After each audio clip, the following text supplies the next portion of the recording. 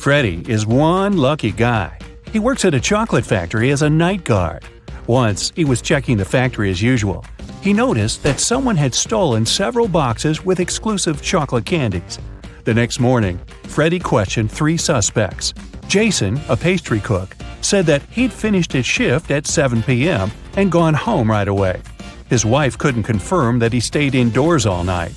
Harry, a delivery guy, said, "I don't eat chocolate at all. Even the smell of it gives me a severe rash." And Peter, a cleaner, said, "Yesterday I was cleaning the warehouse. I found 1 chocolate candy on the floor and ate it. I'm so sorry. Please don't fire me." Who is the thief?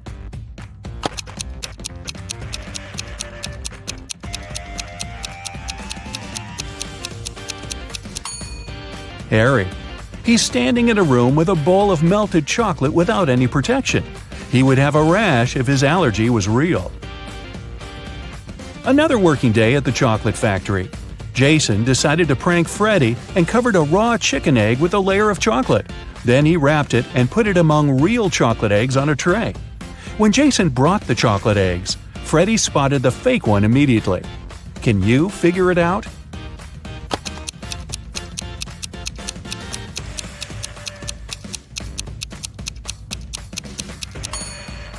The real chocolate eggs are hollow inside, so they were rolling all over the tray when Jason was walking. But the raw egg is heavier and it didn't move much. Well, Freddy decided to pay Jason back. He dressed up as a ghost to scare him. But suddenly, several real ghosts appeared in the room.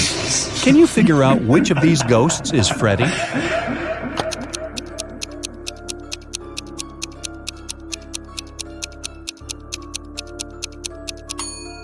This guy over here. He's the only ghost who is not transparent at all. One evening, the factory was celebrating its anniversary. The management organized a party. All employees participated in a karaoke competition. Most of them all sang incredibly well and received gifts and flowers. But only 2 of the best singers, Nancy and Betsy, made it to the final. They prepared to face each other in one more round. But suddenly, Betsy fell to the floor, unconscious. Doctors claimed that she had been poisoned. But all the participants of the competition had eaten exactly the same food. Besides, the police checked the dishes and they were okay. Can you guess what happened?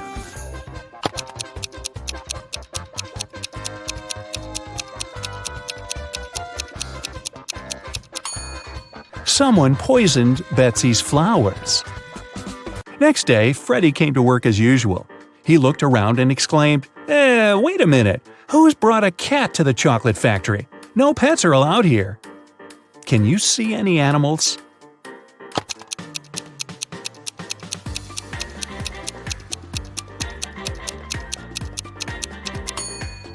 Here it is. The cat got scared and ran away to another room. Freddy followed it. Can you spot the cat now?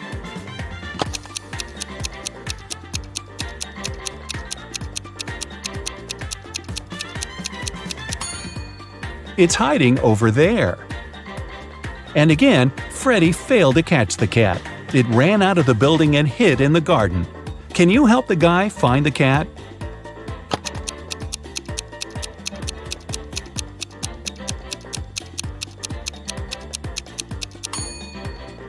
The poor animal is over there. Freddy caught the cat and found a small note attached to its collar. It had contact information. Freddy called the cat owner, but no one answered the phone.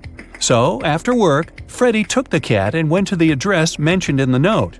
It was a creepy castle. The door was locked and required a password. Can you help Freddy crack the code using this hint?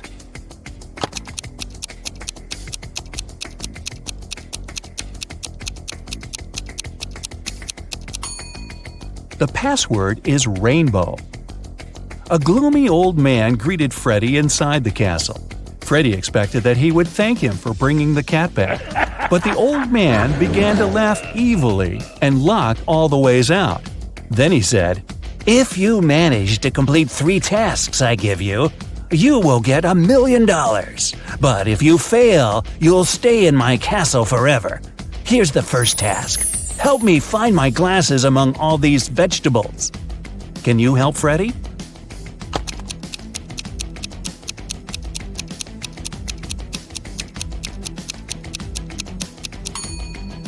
Here they are. The next task from the old man was to cook a potion and do it in the correct order. He gave Freddy this recipe. Can you help the guy?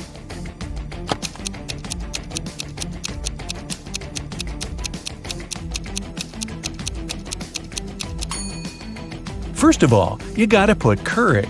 Then go for blueberries to make the potion look greenish. And finally, add tomatoes to make the potion look brown. As for these vegetables, Freddy doesn't need them.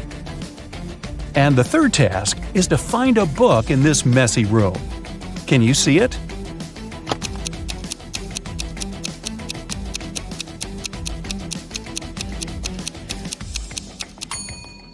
It's half hidden inside the sofa. The old man gave Freddy his money, showed him the exit, and disappeared. But when Freddy tried to leave, he realized that the door was locked. It had a combination lock. Freddy found this mysterious note nearby. He has to get this right or he might stay trapped for a long time. What code will open the door?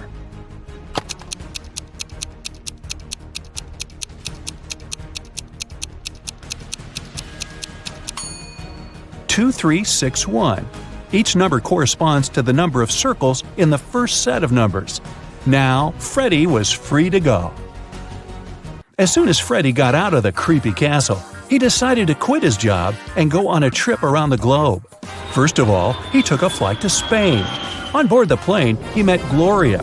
He asked what country she was from. Instead of answering, Gloria showed him this puzzle.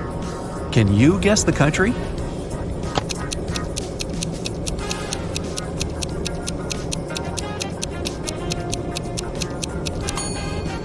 That's right, she's from Ireland. Then Gloria asked Freddy what country he was from, and he showed her this puzzle. Can you guess his country?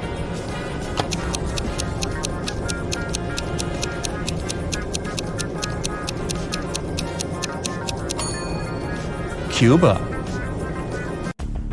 Freddy landed in Madrid and went for a walk. He hadn't rented any hotel in advance, so he just wandered around the city, searching for a nice place to stay. Suddenly, Freddy noticed this cute little hotel and entered it. Big mistake. Why?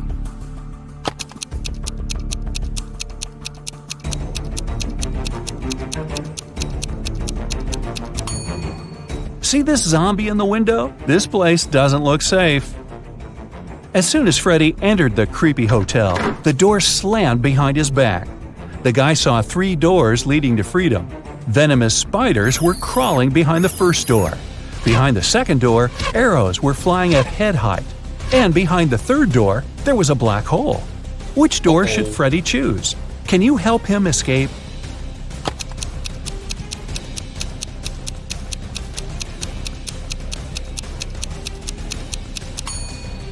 He should choose the second door. He can crawl under the arrows.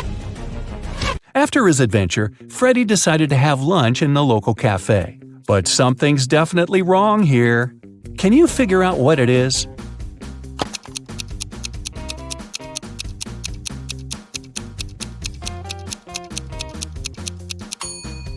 Look at this window. The view of the street is upside down. The waiter came over to Freddy to get his order. But suddenly, a woman at the next table began to shout, "Help me! Someone has put cockroaches in my soup!" The cafe manager questioned 3 suspects. The cook said that he had prepared the soup as usual. It was okay when he passed the dish to the waiter. The waiter said he hadn't touched the soup. He just served it to the woman and switched to another client, Freddy. The woman's husband said, "I wasn't there when my wife got the soup. I was washing my hands in the bathroom." Can you tell who's guilty?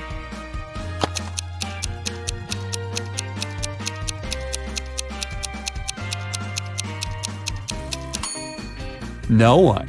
Take a look at the ceiling. The cockroaches crawled out of the ventilation and several of them fell into the lady's soup. Gemma is a mermaid. No, really. She lives in the Atlantic Ocean with her family and friends. Can you tell who the youngest sister in the family is just by looking at them?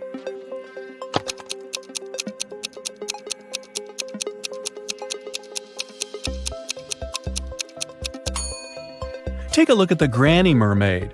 She has plenty of starfish on her tail. It's a hint. Each star symbolizes 1 year of life. That means that the second mermaid is the youngest. Her tail is decorated with 15 starfish, which means she's 15. And 2 other sisters are 18 and 22 years old, respectively. Now one day, Gemma went to a mermaid party, but one of the guests was not a real mermaid. Can you tell who it was?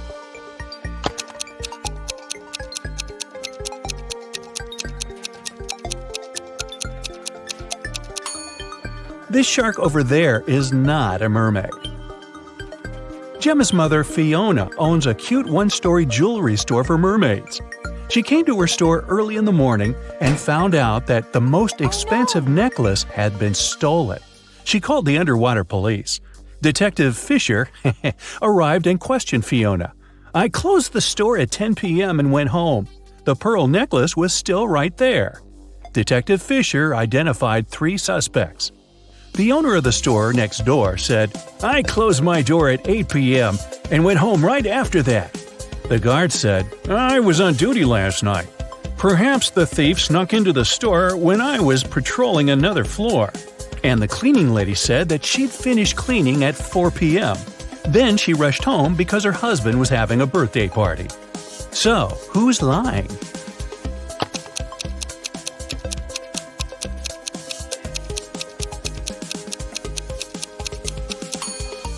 The guard.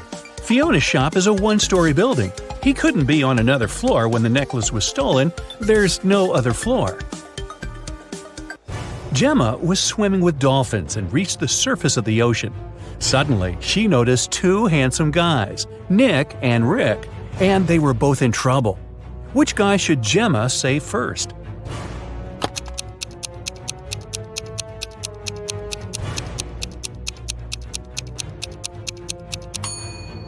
Rick. Although this wooden boat is a bit flooded with water, it's still okay, and Nick can scoop the water out. But this inflatable boat is damaged. Rick will soon find himself in the water, and a shark is nearby. Gemma saved both guys and brought them to the shore. Nick grabbed his phone and took her picture without permission. Gemma asked him to delete the photo because merfolk didn't want people to know about them. Nick said, "Okay, I'll delete the evidence. But first, you gotta crack my riddle. Salty water everywhere, but not sea in sight. What am I talking about? Can you help Gemma?"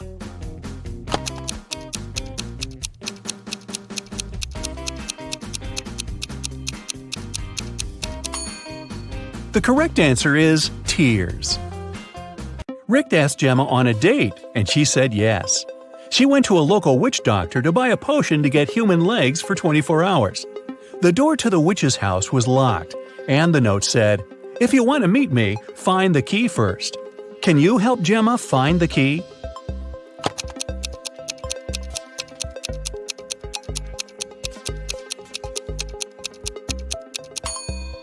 Here it is. Gemma opened the door with the key and found another door that required a password. There was a note on the door. What has 88 keys but cannot open a single door? Can you help Gemma crack the code?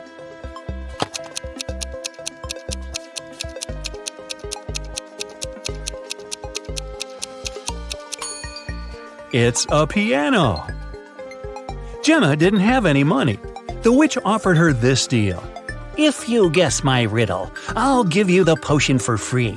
But if you don't crack it, you will be my servant forever. So listen, 2 in a hole and 4 in a pack. 6 in a trio, you see. 8's a quartet, but what you must get is the name that fits just one of me. What am I?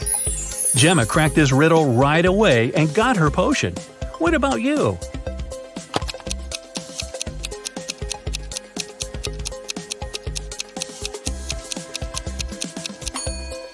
The correct answer is half. Gemma got the potion, drank it, and turned into a human. There were 3 routes she could take to get to the meeting point. The first path led through a village inhabited by vampires. The second path is full of toxic flowers that could make her lose her mind. And the third path went through an enchanted forest that blocked all magic and canceled all previous spells. Which way should Gemma choose?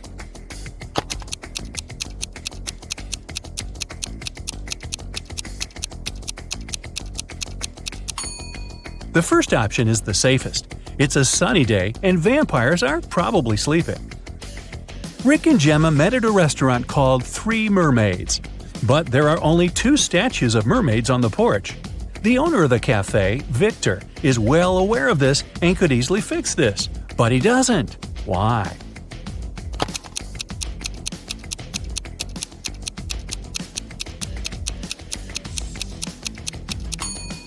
This is his business strategy. Passers-by notice the mistake, enter the restaurant to inform the owner, and often stay for lunch. Rick is a detective at the police station. During his dinner with Gemma, he received an urgent call from work. Jeff, a country house owner, said that his housekeeper had tried to get rid of him. The night before, the housekeeper gave him an apple for dessert. The man took a bite and passed out. He woke up the next morning and immediately called the police. Rick and Gemma went to the crime scene. The housekeeper denied everything. Gemma didn't know who to believe. But when Rick examined the crime scene, he understood who was lying right away. Who's the liar, the housekeeper or the owner?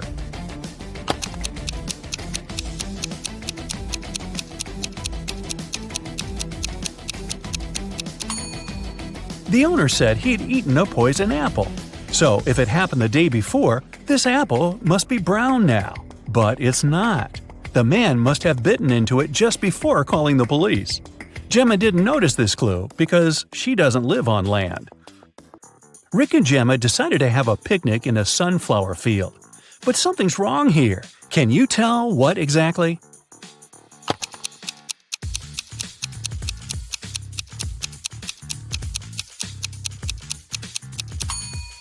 The wind is blowing the clouds to the right, but the sunflowers are swinging to the left. That's impossible. Gemma fell asleep in the field. When she woke up, Rick was gone. She looked around and saw an evil elf. He said, "I have put your boyfriend in jail, mermaid. If you want to see him again, solve my puzzle. I can be red, blue, purple, and green. No one can reach me, not even the queen. What am I?" Can you help Gemma save Rick?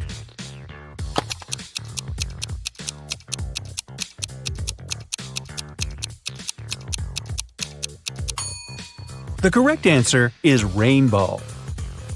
The elf took Gemma to his secret lab. He said, "I've cloned your boyfriend so we don't need him anymore. Now you may take him home. Unfortunately, I don't remember which of them is the real Rick, but you know better." Can you help Gemma decide which of these guys is her Rick?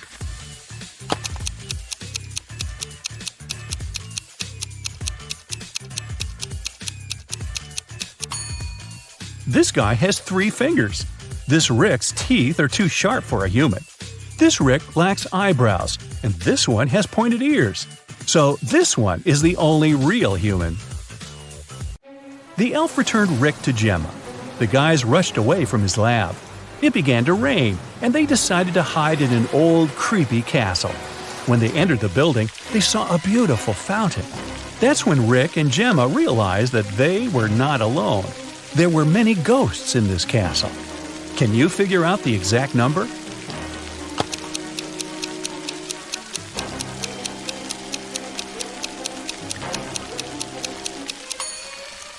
There are 7 ghosts in this picture. One of the ghosts is hiding inside the fountain. And the guy over there is not a ghost. He has feet and he's sweating. He's the owner of the castle. Dennis is a talented architect. He's designed a unique skyscraper, and right now, the construction works are starting. His boss asked Dennis to show around a group of specialists from a competitor company. The only condition was that they weren't allowed to take any photos. Dennis did as he was told, but when the group was going to leave, he asked security to detain one man. The architect claimed he had been taking photos during the tour around the site. How did he understand it?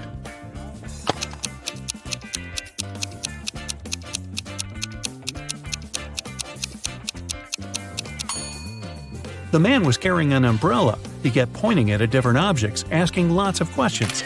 But the sky is cloudless. What does he need an umbrella for? A camera must be hidden there. Nathan came to his friend Zachary, who worked in a museum. "Look what I've got, a priceless manuscript that was written more than 1,000 years ago." Zachary looked through the manuscript and realized his friend had been fooled. Does anything in this text strike you as strange?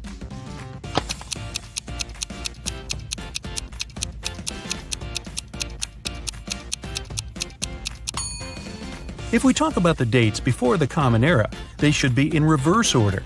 The original text would read, King Alfred V ruled the country from 1320 to 1290 BCE. Detective Aaron Jones got a call late at night. It was his neighbor. "I've heard a very loud noise coming from the house next door. I'm afraid to go there to investigate alone, but what if something has happened?" When Aaron and his neighbor arrived at the place, they saw the entrance door open. They ran inside and found the house owner, Mr. Anderson, on the floor of his bedroom, tied and moaning in pain. He said he had been in bed reading a book, and then a man in a black mask broke into his room and hit him on the head. Then he tied Mr. Anderson, took all his money and other valuables, and disappeared. Detective Jones didn't believe the man. Why?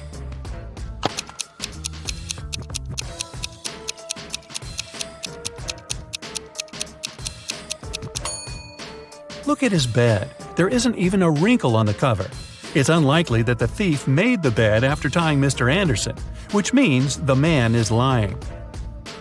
Look at this group of people and try to figure out who the man's wife is.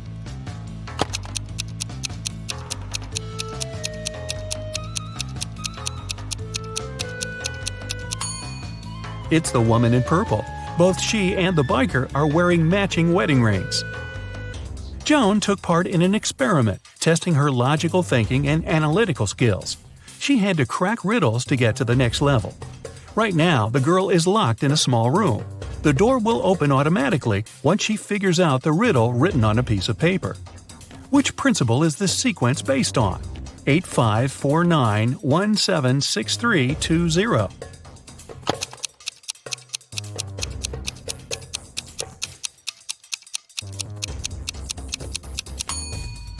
The numbers are lined up based on the alphabetical order of the first and second letters of their name. 8, 5, 4, 9, and so on. Joan managed to get out of the room and is ready for the next task. This time, the girl needs to join all the blue points on the screen, but she's allowed to use only 3 lines. How can she do it?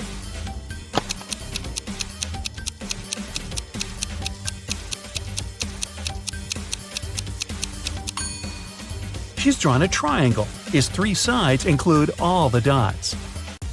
The next level is rather scary. Joan is locked in a room that's slowly filling with water.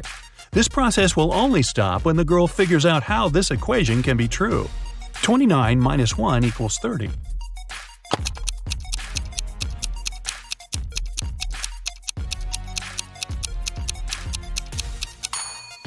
Even under these stressful conditions, Joan managed to crack the puzzle.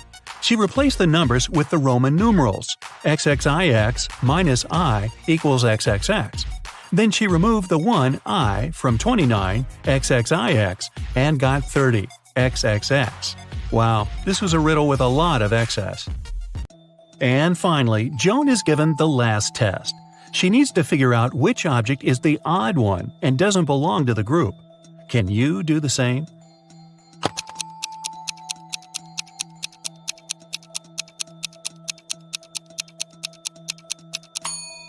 It's the first object.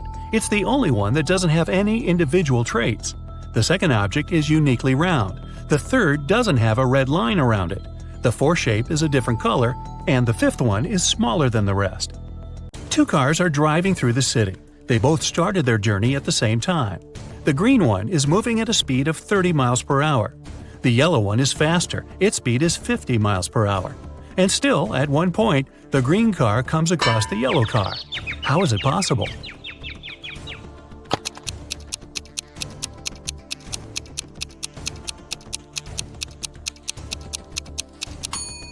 Well, the cars were traveling in opposite directions. Look at this teenager and 2 women behind his back. Who is his real teacher?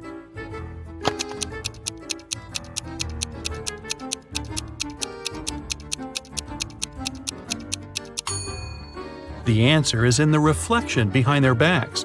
You can see that both women are holding pointers, but in the mirror, only one of them has it. She is the real teacher. Two men are going to fill their watering cans with water from the river. Who will bring more water?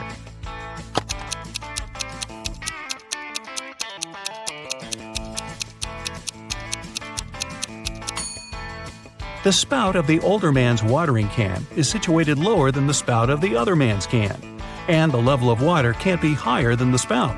It means the younger man will bring more water. Evelyn wants to visit one unusual restaurant, but to get there, one must know the password. The girl hides around the corner to figure it out. She sees a man come up to the security guard.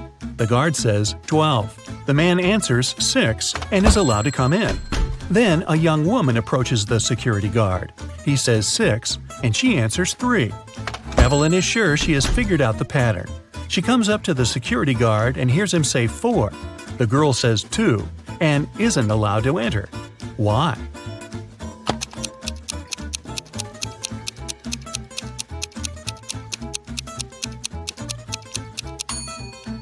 The password is always different. It's the number of letters in the word the security guard says. Like the word 12 has 6 letters. That's why Evelyn should have answered 4. A manager of the most luxurious sea resort in the area called the police. She said someone had stolen a set of very expensive monogrammed bed linen. 3 guests left the hotel that morning: Mr. Sam Taylor, Mrs. Amanda Martin, and Mr. Michael Smith. The police detained one of the guests and indeed found the bed linen in their suitcase. How did the detectives figure out which person was the thief?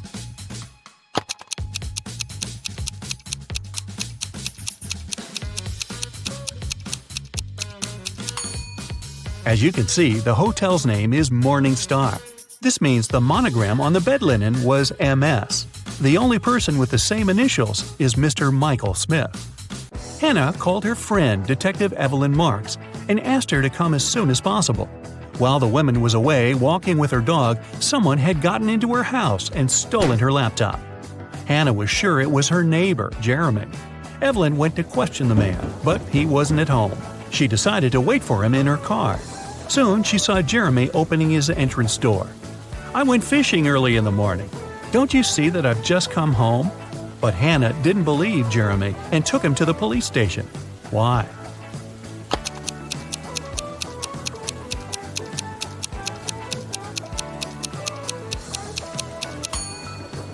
The guy was wearing white sneakers, but it's been raining since early morning. If he was out fishing, how can his shoes look so clean? Detective Jacob Robinson was spending his vacation in the mountains. One morning, he found out someone had stolen a big sum of money from the owner of the hotel where he was staying. Jacob offered the man his help and questioned all the hotel guests. Emma said, "I felt unwell and spent all the evening in my room." Lewis explained to the detective that he had only arrived at 2 a.m. and had gone straight to bed. And Simon said, "I've got friends living here in the village. I went to visit them and returned in the morning, just an hour ago." Detective Robinson immediately realized who was guilty. Do you know it?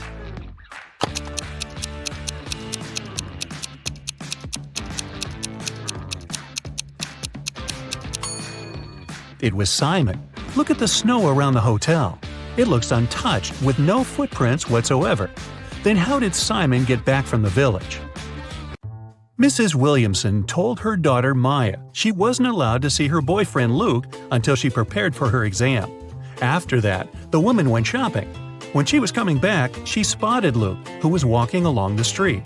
When Mrs. Williamson returned home, she immediately realized Maya had seen her boyfriend. How did the woman figure it out?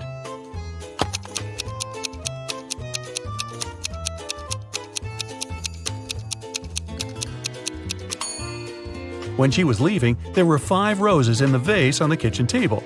Now there were only 4. And when she saw Luke, he was carrying a rose. Private Detective Sean was waiting for his client in the lobby of a large hotel. The client was running very late. That's why, to entertain himself, Sean was observing the hotel guests. He noticed a man at the reception desk. He had 4 suitcases, but refused when the porter offered to help him with the baggage. The man went to his room, only to reappear 5 minutes later with the largest of his suitcases. Half an hour later, he returned without the suitcase and went to his room. Soon, he rushed to the reception shouting, "My suitcases! They're gone!" Sean introduced himself and, together with the hotel management, joined the man in his room. Something seemed off about the guy, and soon the detective realized he was a fraudster. What did the man do?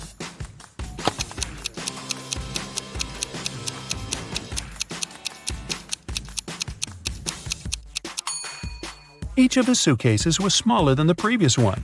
The man packed all of them into the largest suitcase and left with it. And then he pretended someone had stolen his things. Detective Taylor was chasing a dangerous criminal. Suddenly, the man entered a hospital, but there are hundreds of rooms there. Luckily, it was raining, and the criminal left footprints on the floor. The detective followed them and got into a small room. There were 3 people there. All of them were covered in bandages from head to toe. But one of them was a fake patient. Who?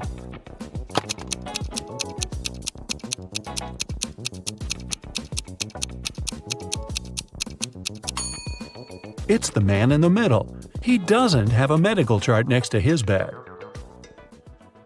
Lucas works as an accountant in a furniture manufacturing company. A few days ago, he forgot to put his sales results in the weekly financial report. Fortunately, his boss didn't notice this. So Lucas corrected the document and solved the problem. Yesterday, he was late for work and missed an important meeting with the sales department. He was lucky because the boss didn't come to the meeting either. Today, Lucas hasn't congratulated his boss on his birthday, and he's not the only one. All the company's employees have forgotten about this event. And now, the boss has come to Lucas's office to inform him that he's fired. But why? What did Lucas miss?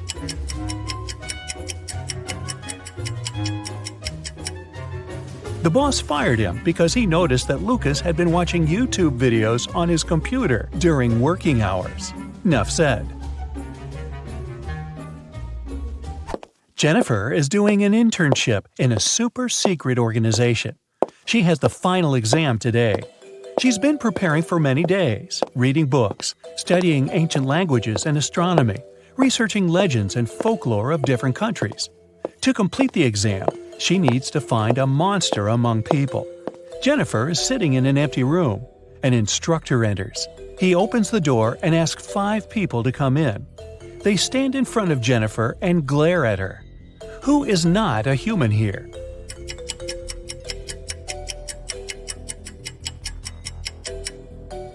Look at this guy. He has 2 identical left hands. This girl is floating above the floor. And the instructor? He has a closed eye on his palm, see? Kevin comes to a Halloween party. All people here wear zombie outfits. Kevin notices that some of them behave weirdly. That must be because they're real zombies.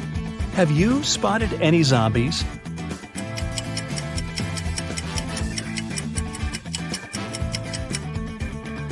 There are 2 real zombies here. The girl with a glass in her hand. There's an eye floating in her drink, see? The guy over there has a smartwatch on his wrist. The screen shows his pulse rate. And it's 0. One perfume company hires new staff. First, they have to pass an interview and write an essay about their favorite perfume. When the candidates complete these tasks, the director asks them for one more thing. They must swear an oath of loyalty to the company if they want to get a job. 10 people are saying the words of the corporate oath simultaneously. But some of them are cheating. Help the directors figure out who these people are.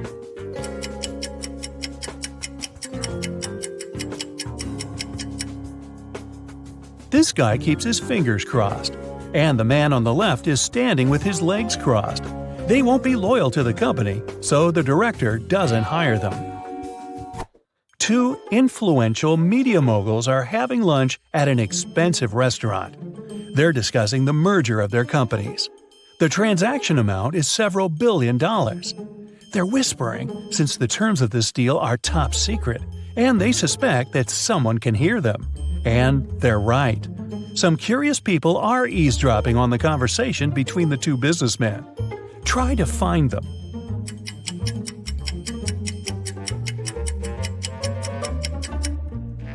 The girl at the next table is reading a newspaper that is turned upside down.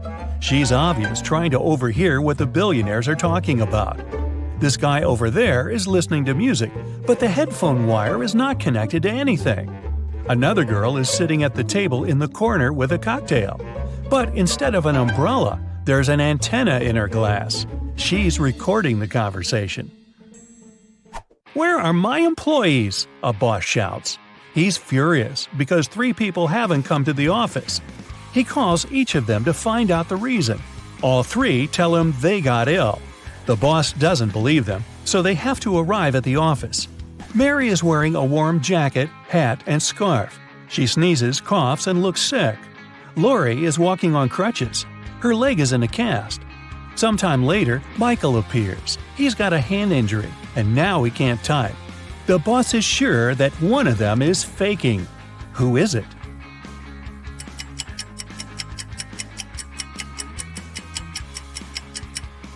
Mike's left arm is broken, but his phone is in his left pocket. He must have used his broken arm to put it there, which means he's pretending. Apparently, he just didn't want to come to work. Jerry's walking through the woods. He's cold, hungry, and lost. The guy takes a few steps and stops because he hears something. He goes toward the source of the sound and finds a large clearing. There are 3 houses. Which one should Jerry enter?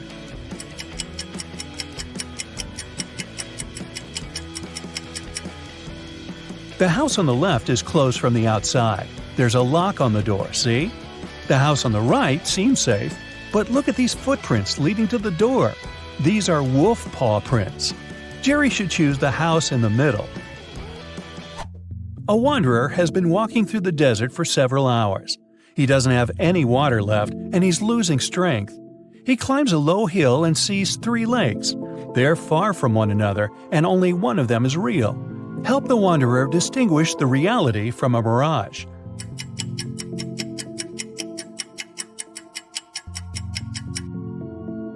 There are palm trees near all the lakes, but only one of them reflects the trees. It means that the lake on the right is real. You're walking along the beach. Suddenly, you hear a scream. A woman is calling for help. She's drowning. You run into the water and swim towards her. As soon as you approach her, you see 3 more people. They're all screaming, but only one of them needs help. The rest are mer people who want to take you to their kingdom. How can you find out which one is human?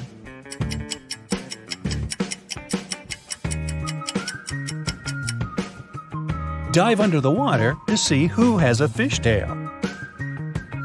Richard likes abandoned buildings and old castles. Today he's going to check a huge house that belonged to a vampire a long time ago. Well, that's what the legends say. Richard certainly doesn't believe this. He takes his camera and sets off. It's dark and cold inside the house. Crackling sounds are coming from the corridor. Richard shines a flashlight and sees 3 vampires. Richard starts running away, but then he stops and returns. It seems these vampires are fake. How did the guy understand this?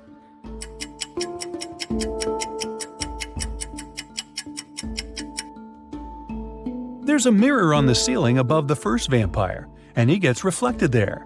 The second vampire has no fangs, and the third one, he seems to be real. Run!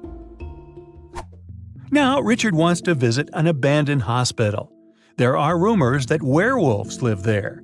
Richard is sure it's a myth.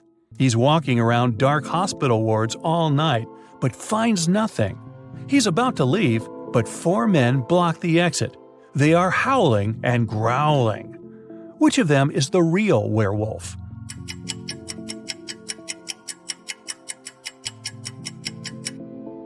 No one.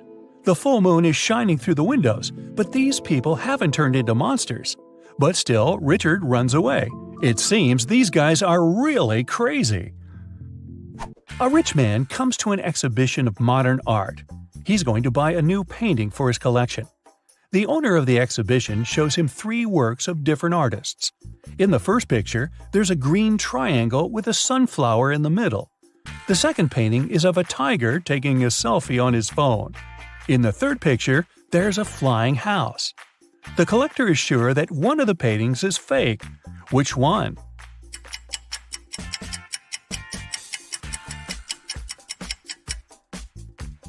Each canvas has the artist's signature and the date when it was created. The painting with the tiger is dated 1957. There were no mobile phones and selfies at that time. This picture is fake. Martin's nervous because today is his first DJ performance at an electronic music festival. He goes on the stage. The crowd is cheering.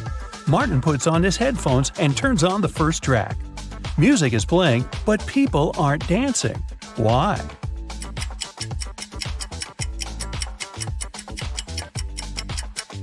The music is only playing in the DJ's headphones. Martin hasn't connected the wire to the speaker, see? Look at the picture attentively. Can you say who didn't help to build the doghouse?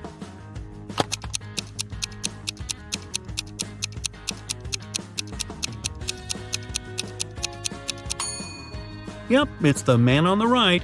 He's holding a brick, but the doghouse is made of wood. Sarah was a popular guitar player in a rock band. On Friday, the band was going to have a big gig. Sarah's bandmates were waiting for her, but the girl was very late. Eventually, she did show up, but it wasn't Sarah. It was her twin sister, Alice. She was envious of Sarah, so she locked her sister in a room, took her clothes and the guitar, and pretended to be a band member. But as soon as the musicians saw fake Sarah, they immediately knew she wasn't their bandmate. How did they understand?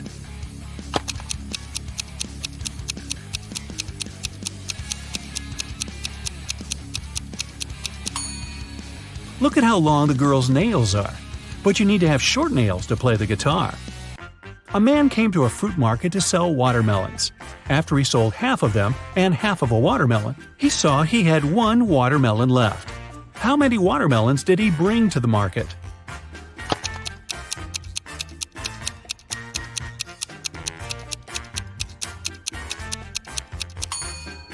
He came there with 3 watermelons. Cheryl ran into the house, extremely worried. "I set off as soon as I heard the news," she told the police officer. "I was at my parents' house in another town. I left a week ago and was supposed to stay there for at least 10 more days. What's happened to my husband?" "Somebody hit Mr. Brown on the head. He was taken to a hospital, but he's going to be okay. I've been questioning the suspects." Mr. Brown's secretary said, "He sent me to his business partner earlier in the morning. Some important documents needed signatures." The cook said, "I haven't left the kitchen today. Mr. Brown wanted me to prepare a meal for the whole family." The housekeeper said, "I didn't hear anything. I was doing some household chores all day long. After that, I was so tired, I decided to take a nap." The detective realized who the culprit was in no time. Who was it?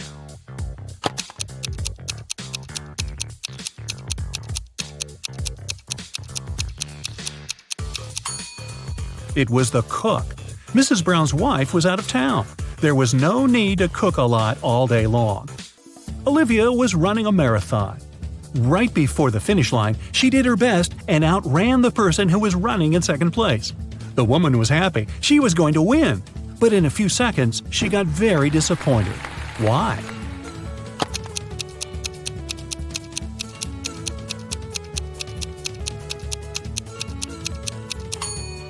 Olivia was in second place.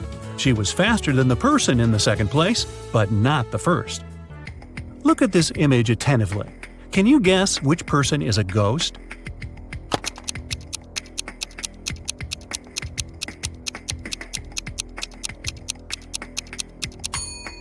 Look at the woman on the right. She has no legs and is just floating through the air. Amanda loved dogs very much. One day, she was walking in the park and saw a lovely corgi. The dog was friendly, and Amanda even petted the animal. Soon, the pooch's owner appeared, and the girl asked him how old the dog was. "Well, in 2 years, Luna will be twice as old as she was 5 years ago." Amanda nodded and continued her walk. And did you understand how old the dog was?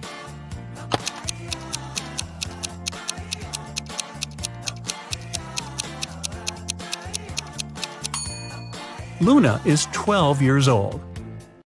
Liza worked as a teaching assistant at a college. That day, she had to look after a group of students who were writing an exam. Lisa knew some of them were going to cheat, and indeed, soon after the exam started, the girl spotted one person who was cheating.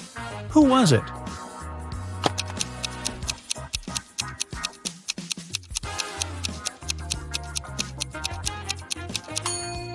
It's the guy in the back of the classroom. He's got the answers written on his arm. Jacob wakes up locked in a basement. He has no idea how it happened or who is behind this. Near his bed, he finds a note. 2 plus 2 equals fish. 3 plus 3 equals 8. 7 plus 7 equals triangle. Explain this and you'll be free. Can you help Jacob get out of the basement?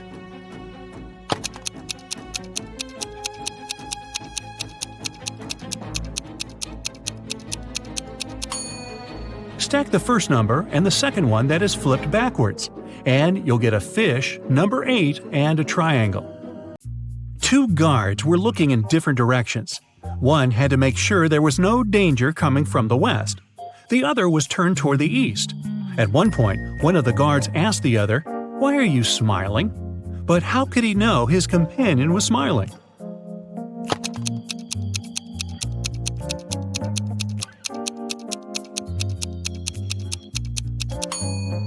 The men were indeed looking in the opposite directions, but they weren't standing back to back. They were facing each other.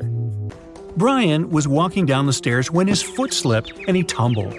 When the guy came to his senses, he discovered he was mostly unharmed, but he couldn't remember anything. Suddenly, two women entered the house. They looked exactly the same. When they found out what had happened, each of them started to claim Brian was her husband. Can you help the guy understand which one is his real wife?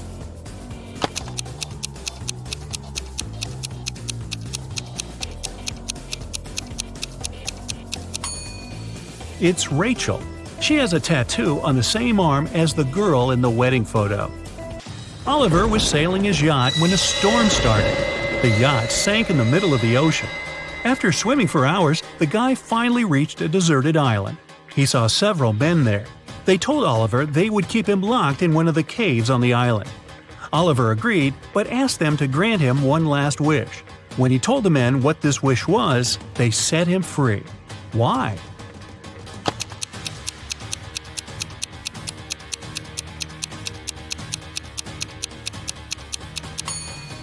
He said, "I want the smartest of you to lock me there. Oh, by the way, you get extra points if you caught my error in the description. An island with several men on it is not deserted." One of Kenneth's professors at university had an unconventional way of grading his students. On Wednesday, Kenneth and his friends had to write a test, but their professor gave each of them a picture. You need to figure out how many people there are in this image. Those of you who will come up with the correct answer won't need to write the test. Can you help Kenneth figure out the right number of people?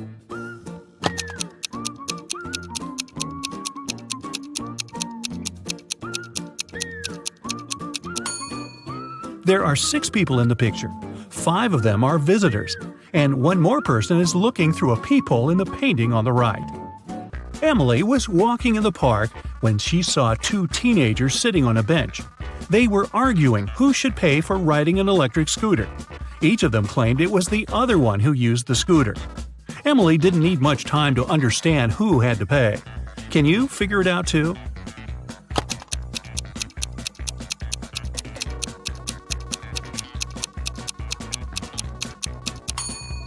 Look at the footprints. The girl was the one to ride the electric scooter. Dennis is taking part in a competition. If his last answer is correct, he'll get a prize, an expensive watch. But first, he needs to figure out which of these 2 watches is real and which is just a toy.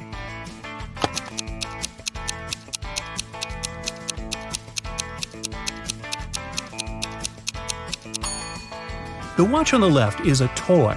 Look at its minute hand. It's too long and won't be able to pass all the way around the watch face. Mr. and Mrs. Anderson wanted to celebrate their wedding anniversary. They were going to organize an extravagant party and invite hundreds of guests. But Mrs. Anderson was worried about all the expensive stuff they had at their villa. The couple decided to invite a detective to look after the guests. And indeed, in the middle of the party, the detective noticed a thief. Look at the people gathered in the garden and try to spot the criminal.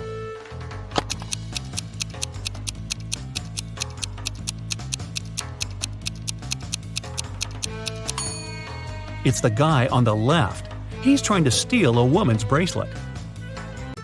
Look at the picture attentively. What is the missing number?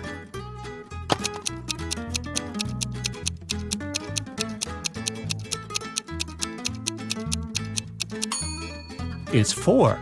All these numbers indicate how many times the lines cross in each case. There are 100 books on a shelf. To count off 10 of them, you'll need 10 seconds. So, how much time will you spend counting off 70 books?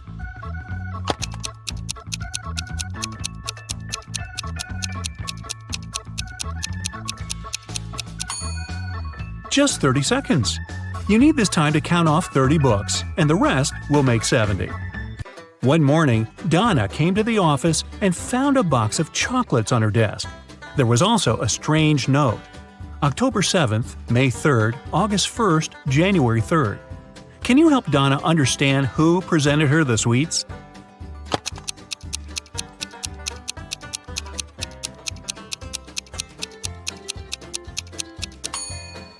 Her secret admirer is Ryan. Those are not dates. The number actually means the needed letter in the name of the month. Mark was going to an important business meeting. He was running a bit late. That's why he was driving fast. Unfortunately, the man got into a car accident. Both he and the other driver were okay, but the cars were badly damaged. Mark called the police. When they arrived, Mark explained the situation. I was driving fast, but I wasn't breaking any rules. Suddenly, a car pulled out in front of me. I didn't have enough time to brake. The other driver exclaimed, "This whole accident is your fault. I was driving slowly, talking to my wife about our weekend plans, and then you appeared out of nowhere." The police officers immediately understood who was responsible for the accident. Do you know it?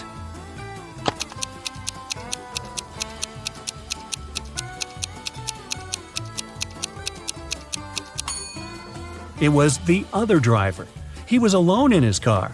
It means he was talking to his wife on the phone, which is illegal. Detective Mitchell was following a bank robber. But after the criminal turned the corner, he seemed to vanish into thin air. After wandering around for a while, the detective came across a small park with a lake. Right on the shore, there were several marble statues. The man was about to pass by when something drew his attention. He realized where the criminal was. Can you figure it out?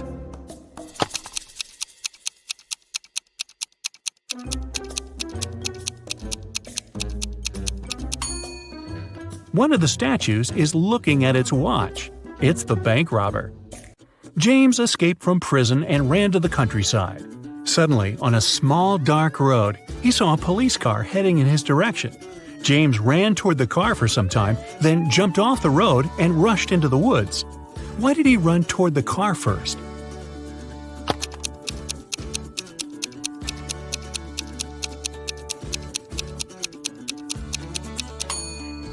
James was in the middle of a bridge when he saw the car. He had to run toward the vehicle to get off of the bridge. Robert was a collector of rare coins. One day, the man called the police. "I got this coin only yesterday," he cried. "I've been looking for it for several years, and now it's gone. I'll bet it's one of my brothers. Frederick and Matthew live together with me. One of them collects ancient books, and the other is crazy about rare stamps. All our collections are kept in one large room." The police started to ask Robert for more details. It turned out that the key from the room where all the collections were was kept in a vase standing on the fireplace. The only person who visited the house was Robert's friend, Mark. The man liked the coin so much that he started offering big money for it. But Robert didn't agree to sell it. In the morning, he came to check on the coin, but it was missing. When the police arrived, they found out the room had been opened with the key. The police didn't find any fingerprints either. Do you know who stole the coin?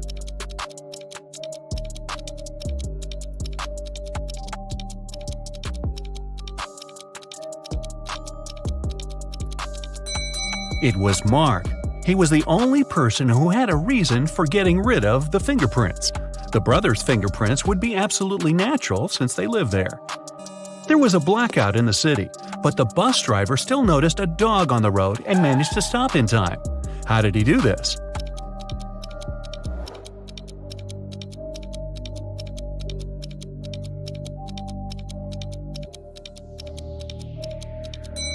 This accident happened during the day. It's nothing but holes tied to other holes. At the same time, it's as strong as steel, but not as stiff as a pole. What is it?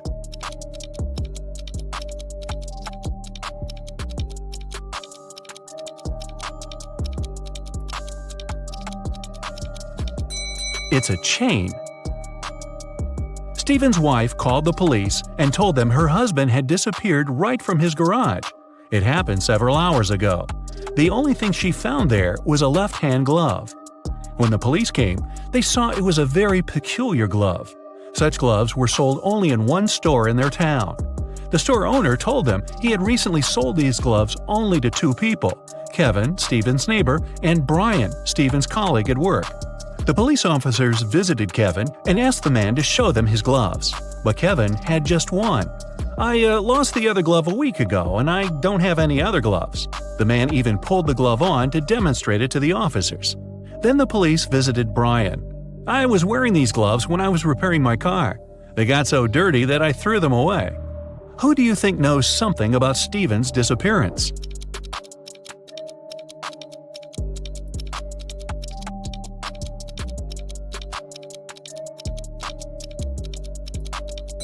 Brian. Kevin put his glove on his left hand, and the glove Stephen's wife found was also for the left hand. A math teacher told his students about the Roman numerals. After that, he asked them to draw just one continuous line and turn IX into 6. The only condition was that the students were not to lift their pens from the paper until the line was finished. Jeffrey was the first to complete this task. How did he do this?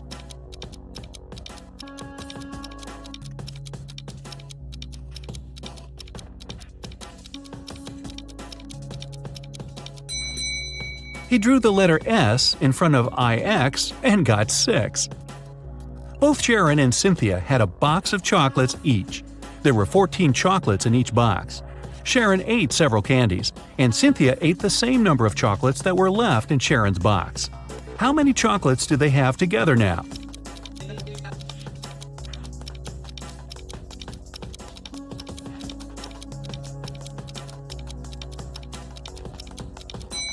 They still have 14 chocolates together. Kimberly inherited an old house from her rich aunt. When the young woman was exploring the cellar, she came across a massive wooden door. She opened it and saw a small room. In that room, there were 3 bags and a note on the floor. One of the bags has $1 million and the others are empty. You can only open one bag, so think carefully. Kimberly also noticed there was a message on each bag. On the first bag it said, "The cash is not here." The message on the second bag was, "The cash is not here." And the message on the third bag claimed, "The cash is in the second bag." If only one message is true, which bag has the money?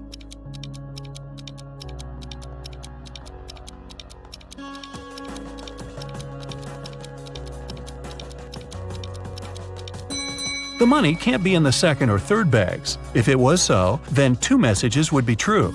It means the money is in the first bag. When you look for something, you always find it in the last place where you search. Why is that?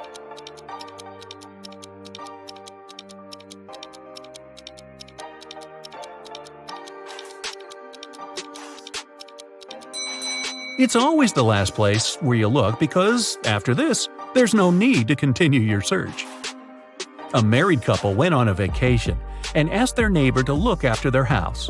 When they returned, the wife found out that she had lost all her expensive jewelry, and it happened because of a power failure, no less. The woman had hidden her jewelry in a supposedly safe place. The house hadn't been burgled. The neighbor was an honest person. The jewelry had disappeared by accident. What happened?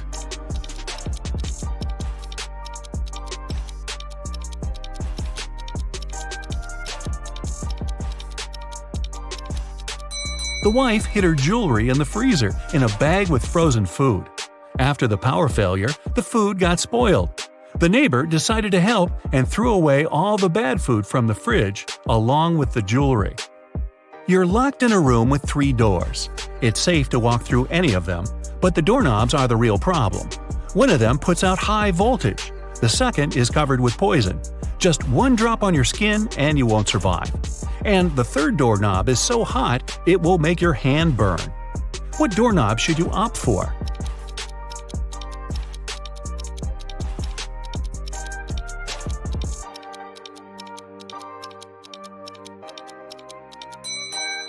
The second one.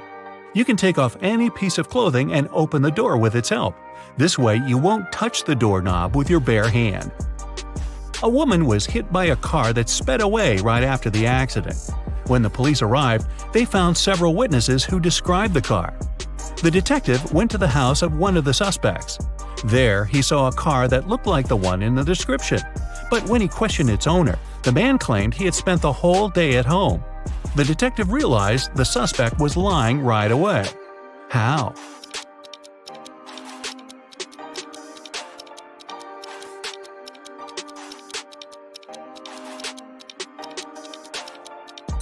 He touched the hood of the car. It was still warm from the engine. I was driving along the highway when one of my tires burst. I stopped to change it, but when I came back to the car, I saw it had a flat battery. I looked around and realized I was in the middle of a small town. I decided to wait for someone who could help me. Suddenly, I heard glass shatter. The night was very dark, so I switched on the headlights and saw a man climbing out of a house. He was carrying a large bag. I got scared and ran to the nearest police station. That was Mr. Darrison's story. The police detective who was listening to him asked, "And where did you hide everything you had stolen from that house?" How did he come to that conclusion?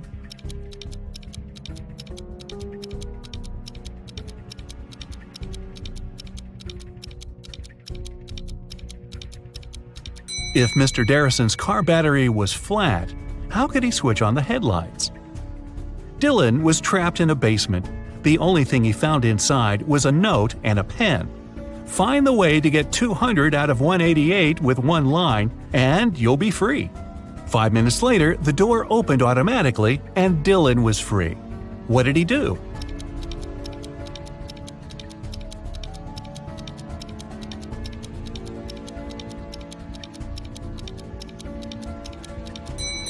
He drew the line to divide 188 horizontally. That way, he got 2 ones and 4 zeros. A woman in a purple dress exclaimed, "I've never been to this store, Cinderella dresses. What kind of name is this?" But many people claim that a woman in purple took all the money from the cash desk while the shop assistant was away and ran out of the store, Detective Smith told the woman. The woman exclaimed, "I was just standing outside when suddenly a woman charged at me. Of course, I got scared and ran away. Then a police officer saw me running and stopped me. I agreed to return to the store, hoping it'd clear up the confusion. Several visitors said I could be the thief, but they weren't sure. Now I know you're the woman who stole the money," the detective said. How did he figure it out?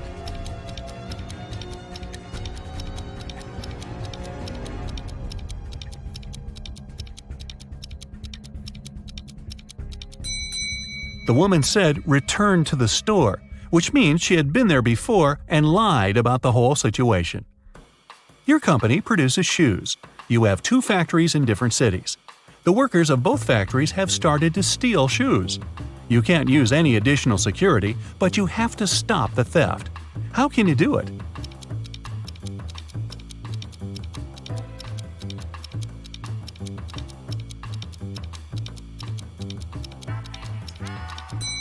One factory should start making only left shoes, and the other only right ones. Detective Aaron Bowler participated in a competition organized by a private consultant who came from Europe. Aaron wanted to become the Detective of the Year very much. It was the evening of the last day of the competition. The consultant explained what would happen next. You will all gather in a large room. Once you hear a shot outside, you'll need to rush in and find the criminal. The winner will be the person who will get to them first. You aren't allowed to use any equipment or tools. Several hours passed, and the people in the room started to get nervous. Suddenly, Aaron got up and went to another room. His colleagues asked him where he went, but the guy only answered, "I need to get ready for the chase," and he took a seat without switching on the light. Several minutes later, the detectives heard the shot. Aaron ran outside and was the first to catch the criminal. The consultant gave the man his prize and asked, "What helped you to be the first?" What did Aaron answer?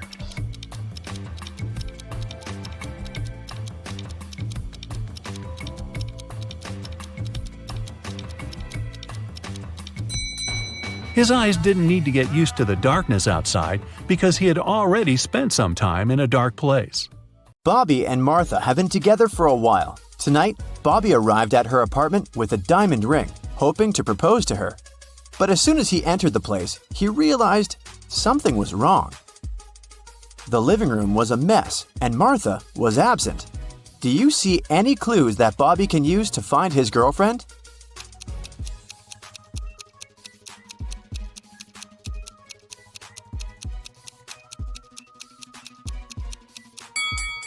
Look at the mirror. Martha drew an encoded message with her lipstick. There's cherry and 3 numbers. 1, 8, 5. But what does it mean? The numbers correspond with 3 months: January, August, and May. The first letters of these months form the word jam. So Bobby should take a look inside the cherry jam jar. Bobby opened the jar and discovered the next clue. He found this piece of paper with the following image. Can you help him crack the code?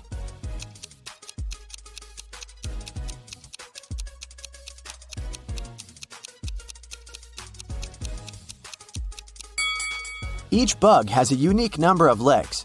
The first is 5, the second is 3, the third is 8, and so on. The result is a 10-digit phone number that Bobby should call. Bobby made a call, but someone hung up.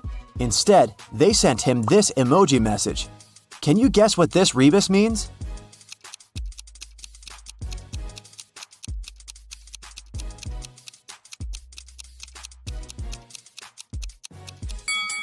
Try to say these words out loud, and you'll get 1. Okay, lock, tea, rain, or 1 o'clock train. Bobby hurried to the railway station to catch the train at 1 a.m. It was leaving for Paris. The cashier had only 2 tickets left. Fortunately, they're offered at huge discounts. There's a first-class coupe ticket priced at $300, but it's 20% off. And there's a super luxury coupe with a private bathroom for $600. Bob can purchase this ticket with a 60% discount. Can you guess which option is better for Bobby?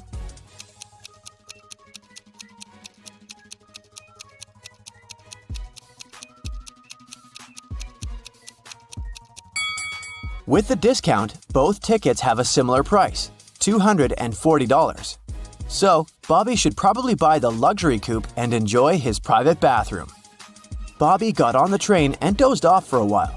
When he woke up, he noticed someone had put a note in his hands.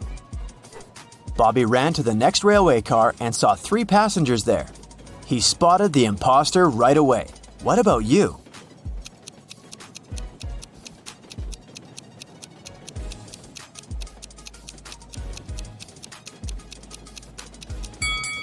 This guy on the left is reading his book upside down. The train arrived in Paris and the suspicious guy ran away. Bobby followed him to the basement of the railway station. The guy disappeared, but Bobby got lost. He wandered around for a while and saw these 3 elevators with trapdoors on the roofs. To escape from the basement, he must climb out through one of the trapdoors. But there's one problem. Each elevator has something on the hatch: fire, heavy stones, and a flowing water pipe. Can you help Bobby make the right choice?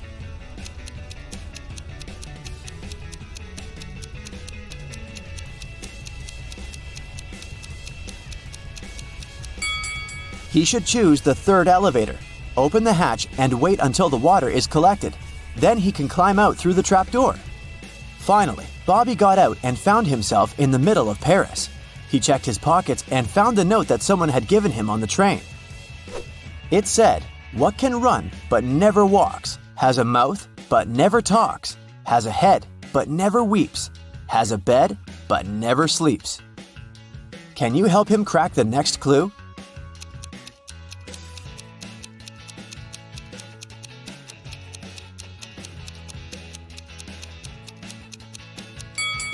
The correct answer is a river. Therefore, Bobby should walk towards the river. At the embankment, a mime clown approached Bobby and said, "Let's play a game. I'll give you the next clue if you crack my riddle. Pierre shaves every day, but still, he has a long beard. How is that possible?" Have you guessed?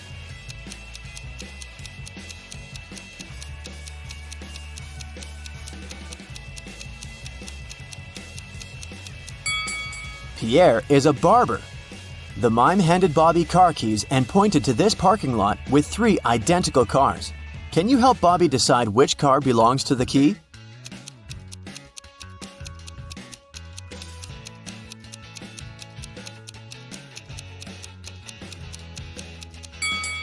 This one. Don't try to look for clues in the key. Bobby's name is written on the left side of the car window. Bobby got into the car but didn't know where to go. Can you find any clues inside the car?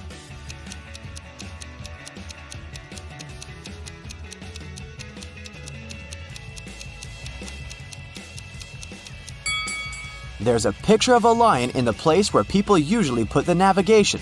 Therefore, Bobby should go to Lyon. Bobby hit the road. After a while, he noticed 3 hitchhikers at the gas station. Since he's driving a 2-seater car, Bobby can pick only one person. Can you advise whom he should choose?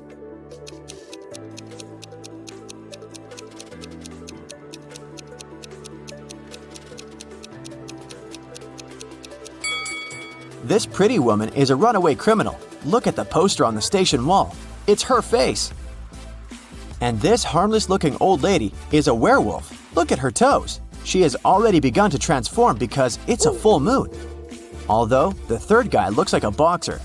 He's still the safest option among them. Bobby made a stop in a picturesque village to grab some food. He ordered a meal and prepared to pay, but he didn't find his wallet. A thief took it and ran away. Bobby followed him, but the criminal was running too fast. He hid in one of these 3 cabins. Can you help Bobby identify where the thief is hiding?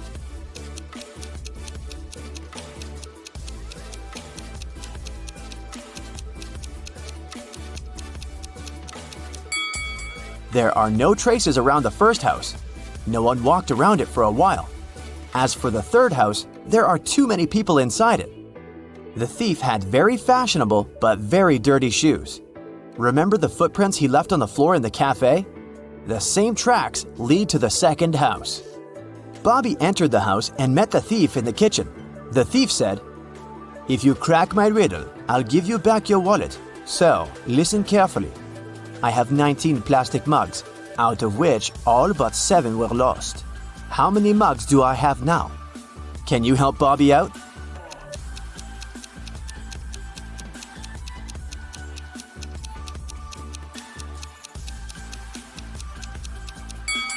The phrase "all but 7 were lost" means that all his mugs were lost except 7. Therefore, the correct answer is 7. Bobby received his wallet back. He found this clue inside it and hit the road immediately. Can you guess, where did he go?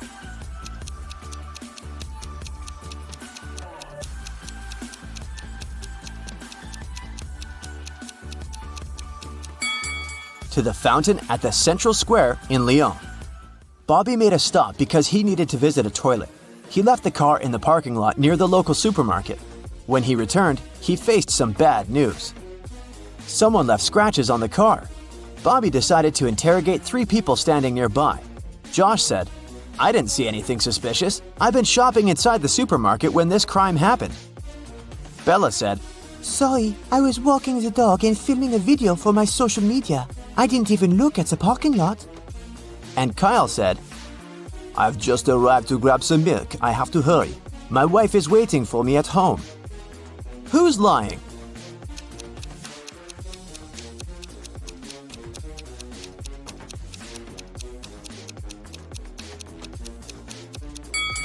Josh. Take a look at his bag. He has greenery sticking out of it. You can find the same greenery at the crime scene. Finally, Bobby reached the destination. Near the fountain, he noticed 3 musicians wearing hats and mustaches. They prepare to play a concert. One of these musicians is fake. Can you find out who exactly?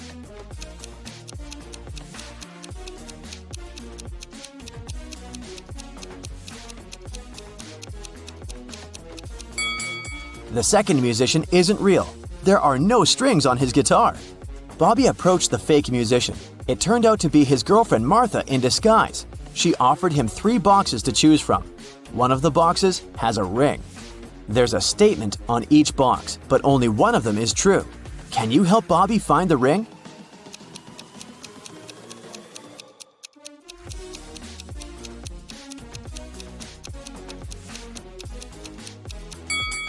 If the ring is in the first box, there are 2 true statements. And if the ring is in the third box, there are also 2 true statements. But we need only 1 true statement. That's why the ring is in the second box. Bobby opened the box. He saw a beautiful engagement ring. Martha asked, "Will you marry me?" Bobby replied, "Yes, if you manage to crack my riddle." What question can you never answer yes to? Martha gave the correct answer, and they got engaged. What about you? Have you solved this mystery?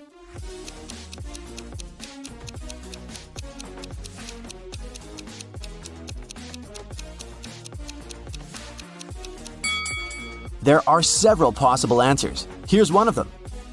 Is everything you say a lie? So, Rick wants to become a famous chef, but the cooking school only accepts applicants over 18. Rick's brother Jeff is twice older than Rick. Rick's sister Ruth is twice younger than Jeff. She turned 18 this year. So, Sherlock, can Rick apply for his dream school this year?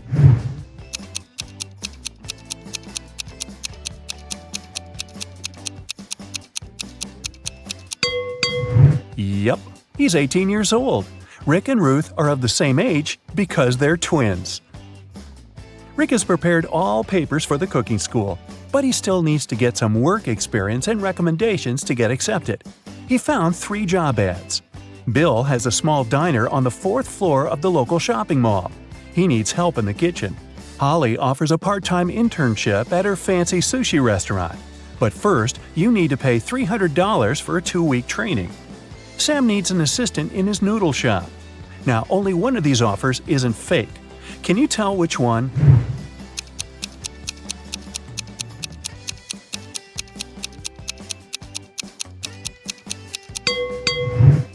There's no 4th floor in this shopping mall. Holly's picture is hanging on the window of the restaurant, and it says scammer, so Rick should choose Sam. Sam liked Rick's skills and CV, but he wanted to test his intelligence before hiring him. That's why he gave Rick this list of ingredients and asked him to bring them from the pantry of the cafe. Unfortunately, Sam coded this list. Can you help Rick find all the products? Here's the first ingredient. I always try to catch up with my buddy Mustard. What am I? Have you guessed?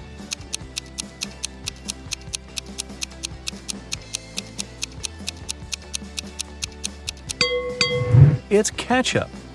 Here's the next one. My closest friend is peanut butter. What am I?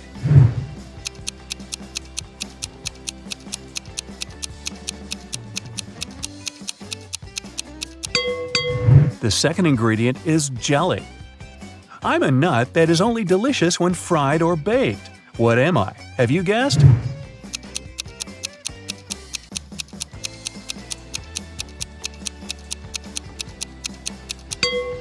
It's a donut. I am a bird, I am a fruit, and I am a person at the same time. What am I?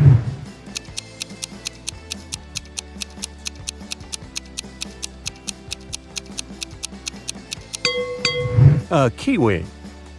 I go along with most veggies and snacks beside me. What am I?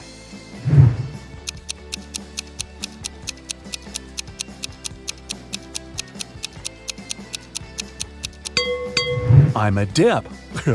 It's nothing personal. I'm a cup that doesn't hold any water. What am I?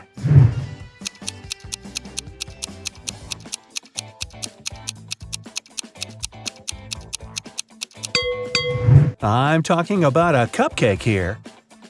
A little pool with 2 layers of water around it. One is white and soft, and the other is dark and hard amidst a light brown grassy lawn with an outline of green grass. What's that all about?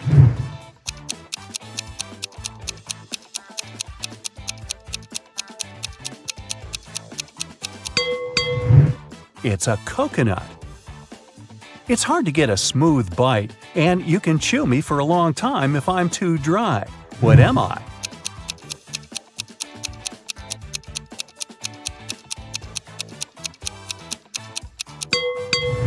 And the correct answer is jerky. I'm a green veggie that looks like a tiny tree. What am I? Can you guess?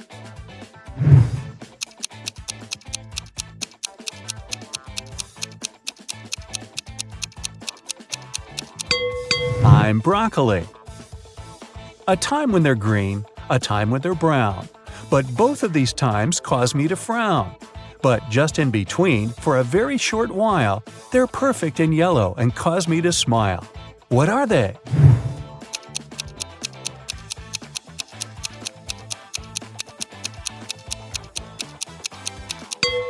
Well, I'm sure you've guessed it's all about grapes. People confuse me with a vegetable, but I'm actually a fruit. I'm red when I'm ripe, and I'm sliced and served on burgers. What am I?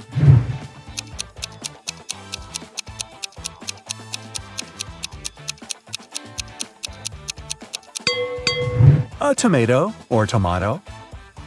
I'm the type of room you cannot enter or leave. I raise from the ground below. I can be poisonous or a delicious treat. What am I? Can you guess?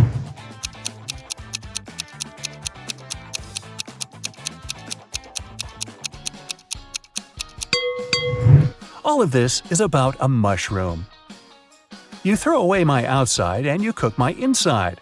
Then you eat me from the outside and throw away what's inside. What am I?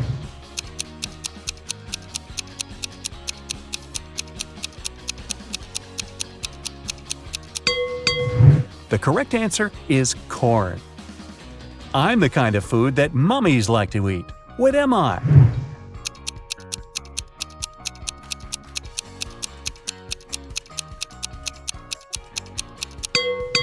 It's a wrap. Oh, really?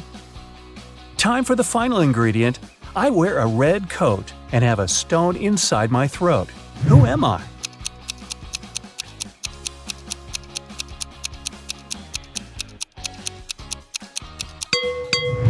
I'm a cherry. Hey, great job. Rick has brought all the ingredients. Sam hired him right away and asked him to take orders. Rick saw 3 customers in the cafe, but only one of them was a real human. Can you spot who exactly it was?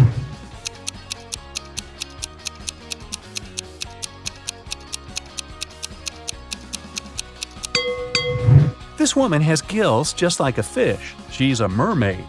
And this guy's wearing trousers instead of a shirt, and he's trying to pay with shells. It's pretty clear he's not from this planet. Someone had stolen a tip box from Sam's cafe. The police arrived almost at once. Rick said that he could only see the back of the robber. He knew it was a woman. The next day, another robbery took place, but this time the guard managed to block the exit. The police arrived in a minute. They saw 4 women in the cafe. Can you tell who the thief was?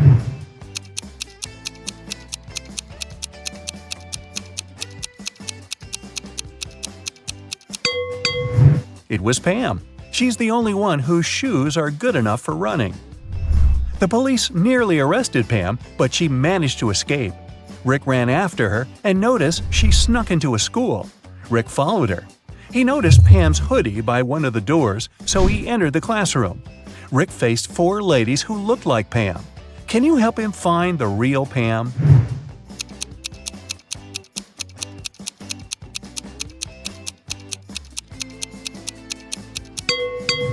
There she is. She has neither books nor pens on her desk.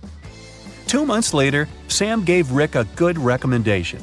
Rick applied for cooking school, and now he has to take some exams. Rick's current task is to cook a delicious soup. 3 pretty ladies are taking the same test with him. He liked them equally, but only one of them was trustworthy. Can you tell which one?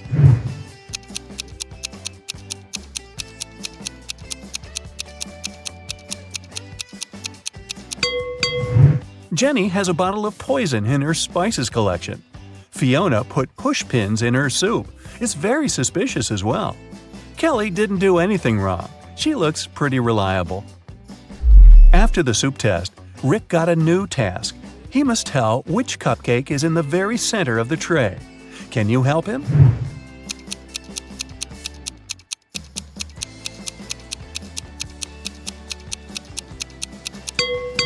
It's the pink one. Here's the next task. Which macaroon is in the very center?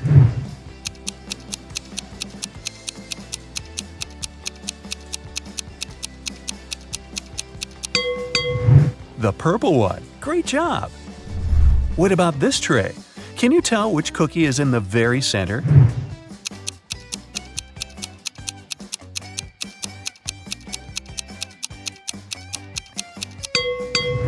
Ah, this one. Rick invited Kelly for dinner. It was their first date. He wanted to impress her and made dinner himself. He left all dishes in the kitchen and went upstairs to take a shower before Kelly's arrival.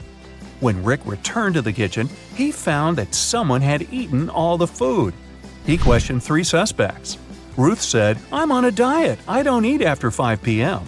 Rick's dad said, "I've spent the entire evening outdoors removing dry leaves from the roof." Rick's brother Jeff said, "Bro, I've been training all day. The marathon is scheduled for tomorrow." Who's lying?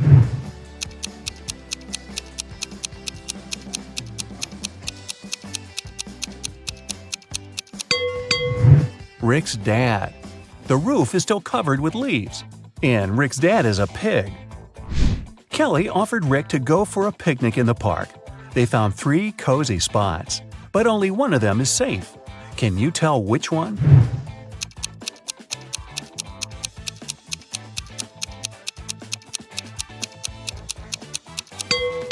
There's a cougar hiding in this tree. Not the safest company for the picnic. And there are snakes in the grass. So the guy should choose the second option. Someone stole a rare diamond from Mr. Lauren's house. The police suspect Jack, a notorious burglar. A detective immediately goes to his house, but when Jack finds out the man doesn't have a search warrant, he doesn't let him in. In an hour, the police arrive again, this time with the warrant. They search the entire house but find nothing. They're ready to leave when one of the police officers exclaims, "I know where the diamond is! And have you figured it out too?"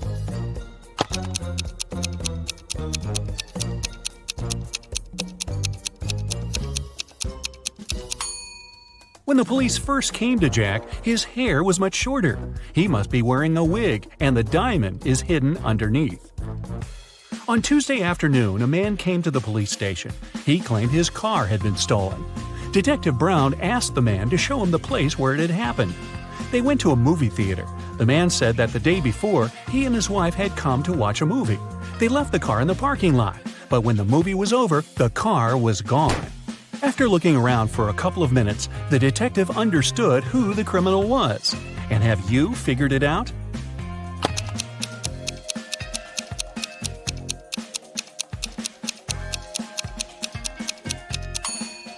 There was no theft. The man is lying to get the insurance money. Look, there are no movies on Monday. Maria Walker, a rich businesswoman, collected ancient pieces of art. One day, she managed to buy a priceless Chinese figurine. Maria locked it in a safe in her office and went home. But the next morning, the figurine was gone. Oh no! The police have 3 suspects, all of them Ms. Walker's subordinates. The detective asked each of them if they had taken the figurine from the safe. Beverly said she hadn't been to the office since Monday. Ralph said, "I don't know how to open safes, and I'm not interested in Chinese art." And Vincent said he had been to Ms. Walker's office after her departure, but he only took some documents he needed. Who is the thief?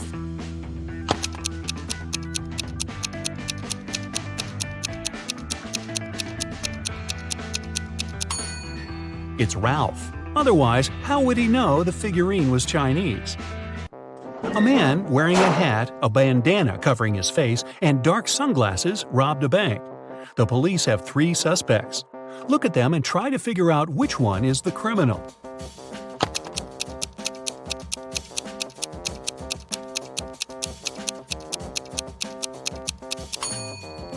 Usually, people tie bandanas under their ears, but in this case, the bandana covers the ears, probably hiding something that distinguishes the man from other people.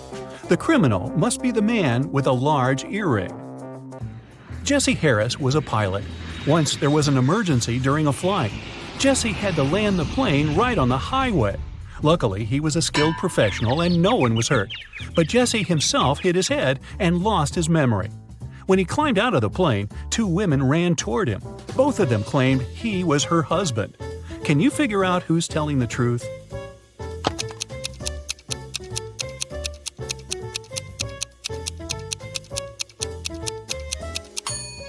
The woman on the left is a robot. Look, there's a USB port in her neck. Mary was a college teacher. It was the beginning of a new school year, and 3 new students joined the class. When Mary saw them, she immediately realized something was off about one of them. Who?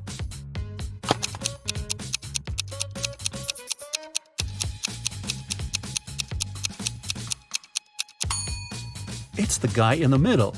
He doesn't have a shadow. Logan worked as a security officer on a small cruise ship. One day, during a severe storm, he found Mr. Lewis lying on the deck. When the man came to his senses, he said someone had hit him on the head and taken his wallet. Logan had 3 suspects. He visited them in their cabins. Linda told him she was feeling queasy because of seasickness. She couldn't even get up from her bed.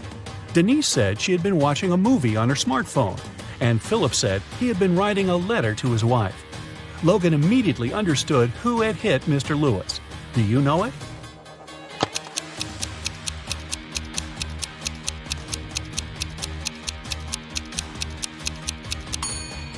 It was Philip.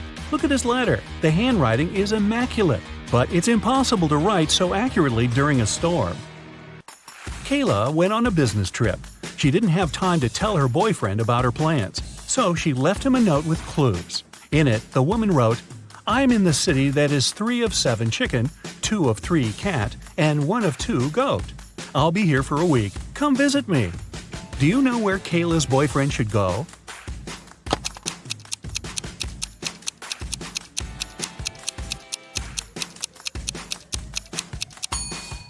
To Chicago. Yeah. Look at these guys carefully. Can you tell which one has drawn the graffiti?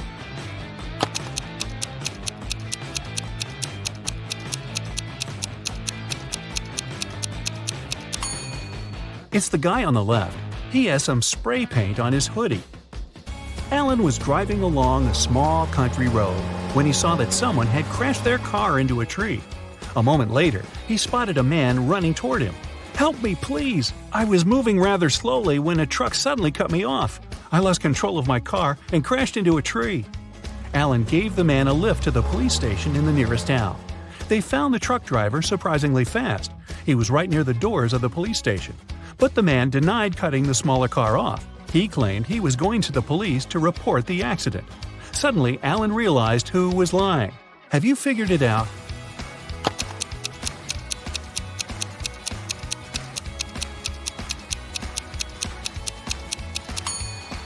Look at the tire tracks.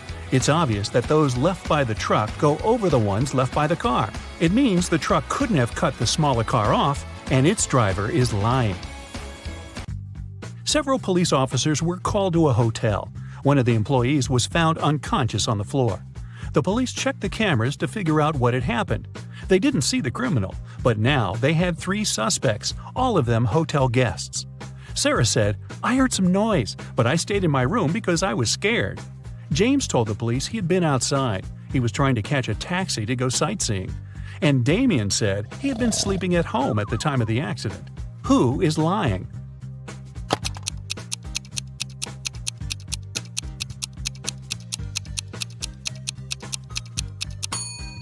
Damien. He's a hotel guest. Then how could he be at home sleeping? Beverly was making dinner in the kitchen when she heard glass shatter. She rushed to the living room and saw the window broken. Someone had thrown a stone that was now lying in the middle of the room. Beverly called the police, but they didn't manage to figure out who the culprit was. The next day, when Beverly came home from work, she saw something on her doormat. It was a note. Williamson was the surname of Beverly's neighbors. There were 3 teenagers in that family: Mark, Roy, and Natalie. Which one broke the window?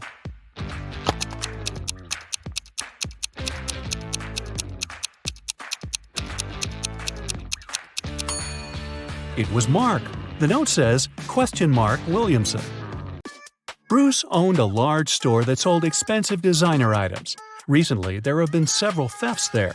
The man asked his friend Gabriel, who was a police detective, to check what was going on. Gabriel spent 2 hours in the store. When he left it, he knew who the thief was and who was guilty of these crimes.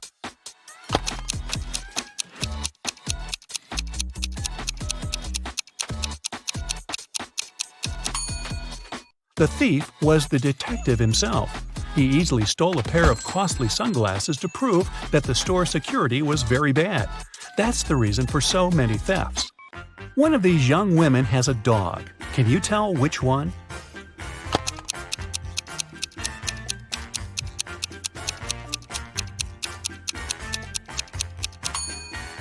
It's the girl on the left. Her pooch has torn her sneakers. When Amy entered the office, she noticed that her colleague Emma was very upset. It was just the beginning of the workday, but someone had already stolen her purse. Only those who worked in the company could get into the office. Amy started her own investigation. Jenna, who worked in IT, said she had been fixing somebody's computer. Joanna, the secretary, answered she'd been on the phone with some clients.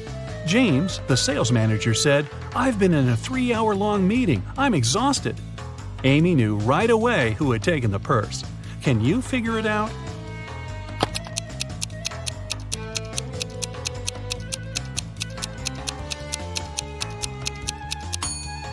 It's James. The working day has just started. How could he be in such a long meeting? There are 2 towns near each other. People who always tell the truth live in one of them. Liars live in the other. The inhabitants of the towns often visit each other. What question should you ask a passerby to find out which town you're in?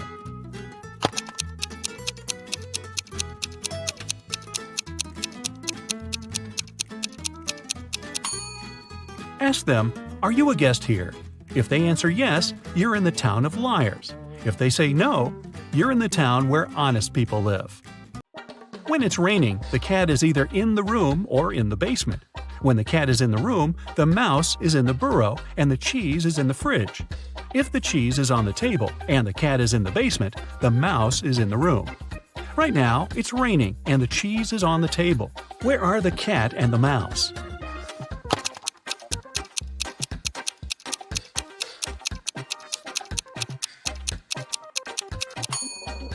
The cat can be in 2 places, either in the room or in the basement.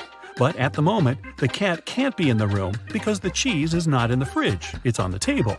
It means the cat is in the basement.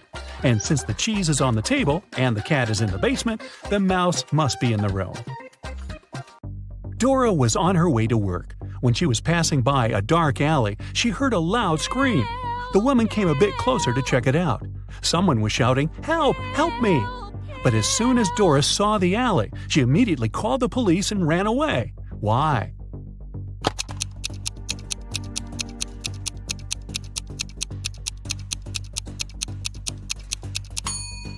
It was a trap. There were 2 kinds of footprints going into the alley, but no footprints coming out. Jason and Steven are home alone with their kids. Jason is talking to his mother, and Steven is watching a baseball game on the TV. Who's being negligent?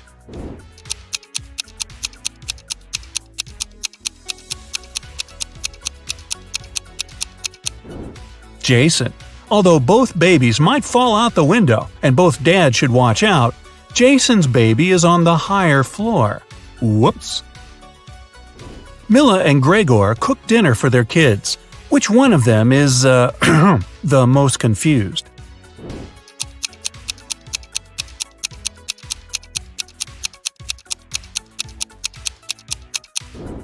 Mila. She accidentally mixed up the plates. She gave the dog her daughter's food and is about to feed her daughter dog food. Yum. Sabrina and her son went to the mountains to spend the day sliding. Adam is barbecuing in the backyard while watching his daughter. Who's not watching their child properly?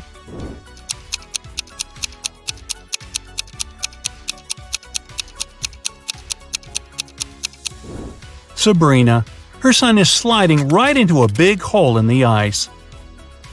Rebecca and Natalie took their kids to the lake. The boys are about to jump from the cliff. Whose child is in danger?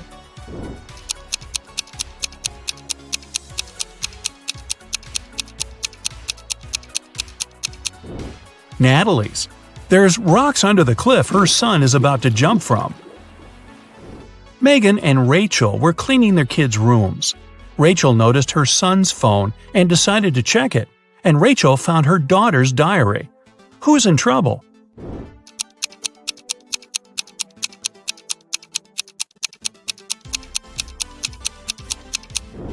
Rachel.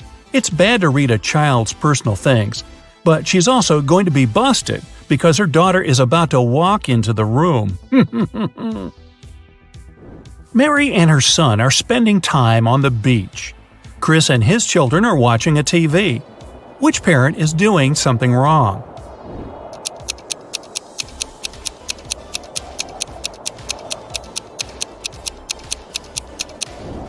Mary. It's dangerous for anyone to be in the water during thunderstorms. The evening before his girlfriend's birthday, Kevin arrived at her office quite late to decorate her desk. He pretended to be a pizza delivery guy to get past the security, but when Kevin finished with the decorations, he realized that the building had already been closed and all the guards had left. Kevin found a locker with several tangled wires. Help the guy out. If he just opens the door, the alarm will go off and the police will arrive immediately. One wire turns off the alarm, another is responsible for fire detectors, and the third one turns off the cameras. Which wire should Kevin cut?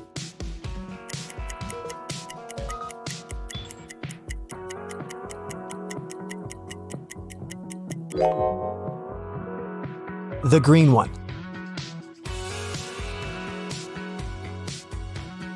Can you figure out what animal is hiding behind this pattern?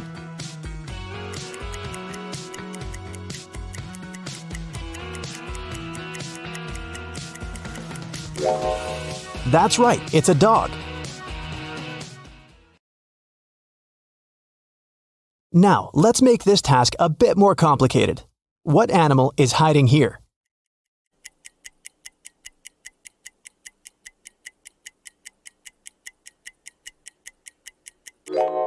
That's right, it's a panda.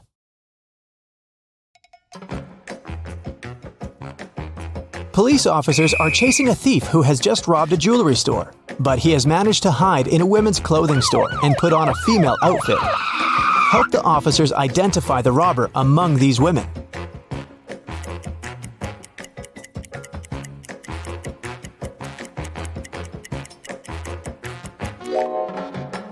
This elegant lady on the right is wearing the same sneakers as the thief did during his escape. Look at this picture. Can you see any animal?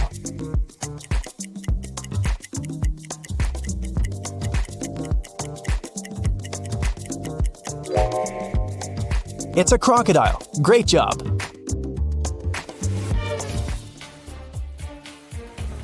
Eric got caught in the rain and decided to hide in an abandoned house. But as soon as he stepped inside, the front door disappeared.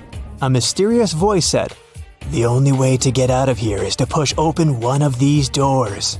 But the first door is covered with dangerous acid. The second door is unbearably hot. If he touches the third door, he'll get an electric shock. Which door should Eric choose?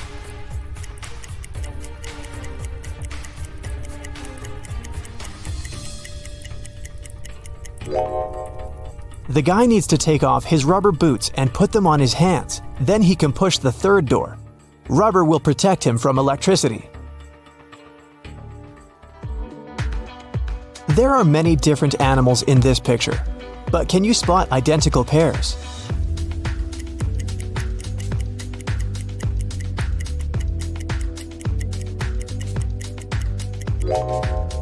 This couple of birds, these hares, and the owls. Other creatures don't have identical twins. Look at this picture very attentively. What do you see? Is it a spiral or several concentric circles?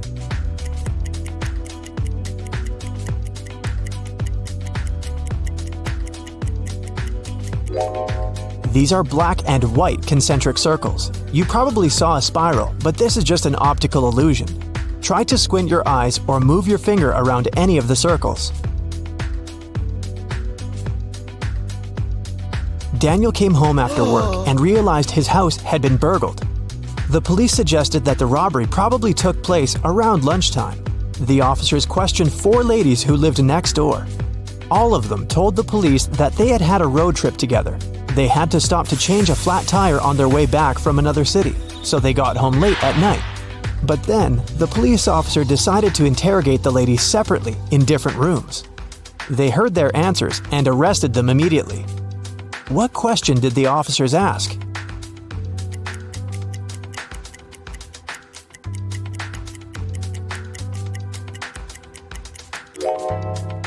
The women said they had to deal with a flat tire on their way home.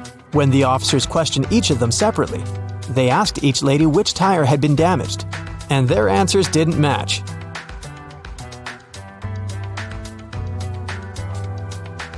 Supermarket manager Mike was counting daily revenue late at night. Suddenly, the fluorescent lamp above his head began to blink. Mike climbed on a chair to fix it. But when he touched the lamp, he burned his hand, fell from the chair, and lost consciousness for a while. When he came around, the guy noticed that all the money had been stolen. He called the police and told them his story, but when a police officer arrived, he arrested Mike. Why?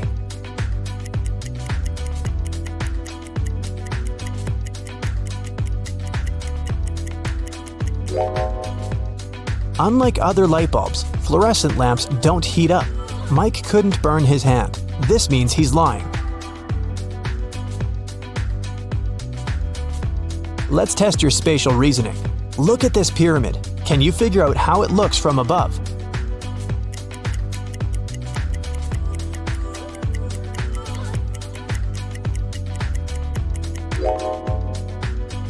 The third option is correct.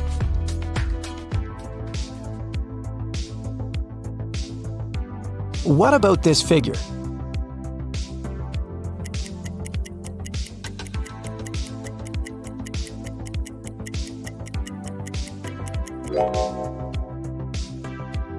The second image is the correct one. Now look at this colorful cube. How does it look from above?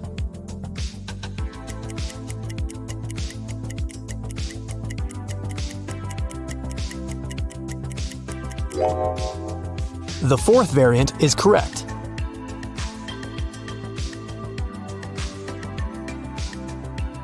Jennifer worked as a manager in a large supermarket.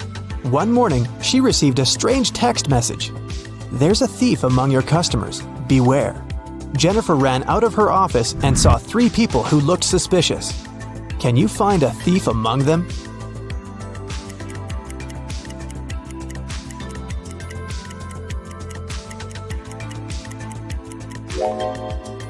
It's this guy. If his arm was really broken, he wouldn't be able to carry a basket. Take a look at this pattern. Can you find 2 identical butterflies?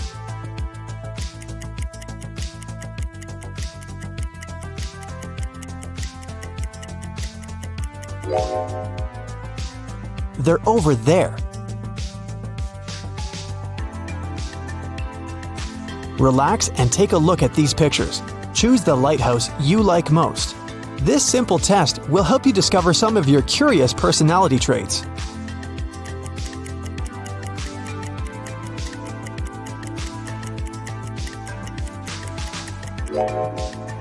If you've chosen the first lighthouse, you're an optimist and a very strong-willed person with a warrior mindset. You manifest your best qualities during hard times.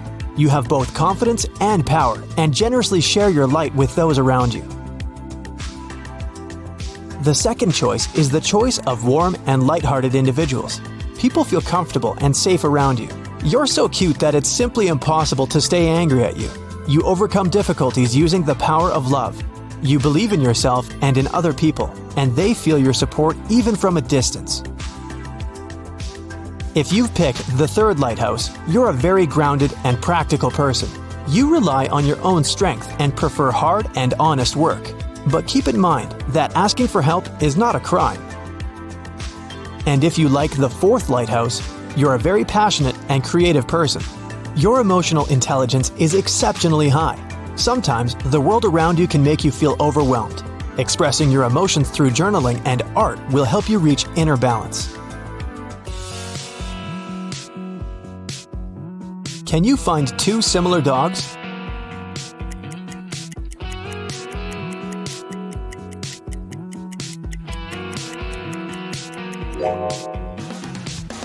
Here they are. Take a look at these pictures and choose your favorite moon.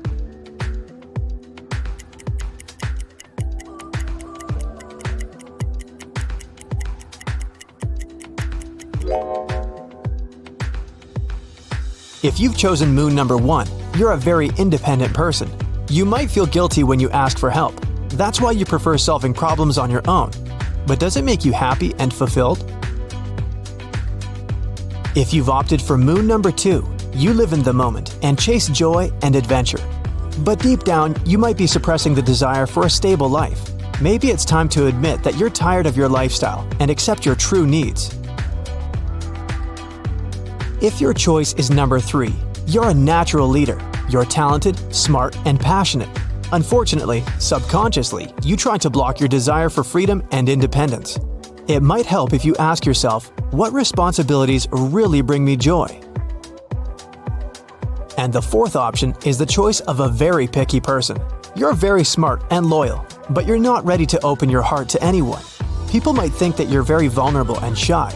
Maybe it's time to overcome your trust issues and allow yourself to be loved. This pattern is pretty tricky. Can you spot any numbers?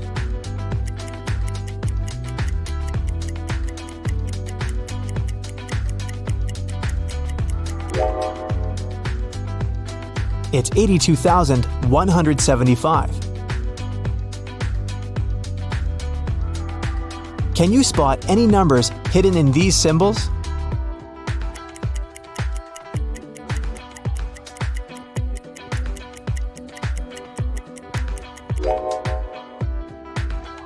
That's right, it's 95,738.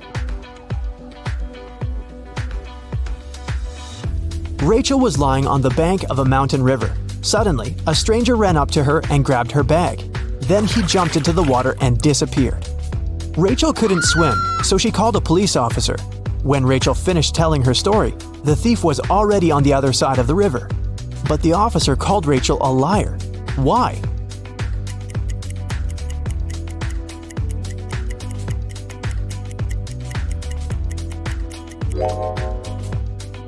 Mountain rivers are very fast. The stream would have carried the thief much further down the river.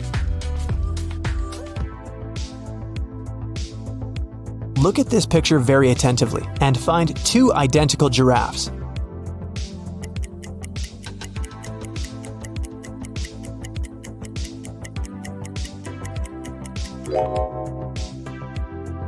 Here they are. Can you find the correct shadow?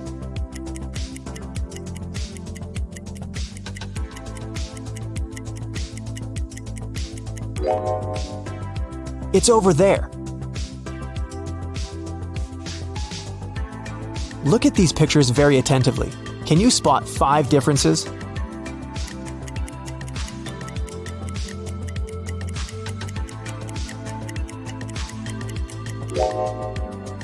Their gloves are different, as well as their skates. The snowman on the left doesn't have a pom-pom on its hat. Their scarves have a bit different patterns. And finally, the snowman on the left has 2 buttons, while the guy on the right only has 1. A dangerous criminal ran away from the police. The detective saw him enter a scientific research center and followed him. They found only 3 people inside the building. All 3 claimed to be scientists working on a secret research project. Look at these people. Can you figure out which one is the criminal?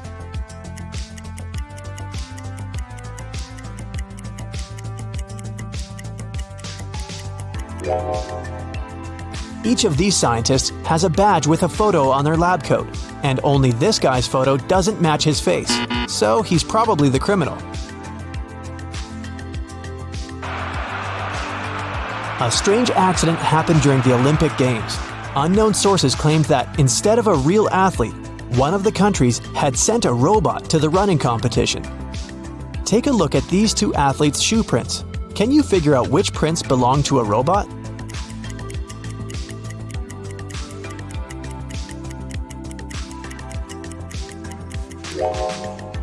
The third runner is the robot, only his footsteps are perfectly symmetrical. This brief personality test will help reveal your current mood.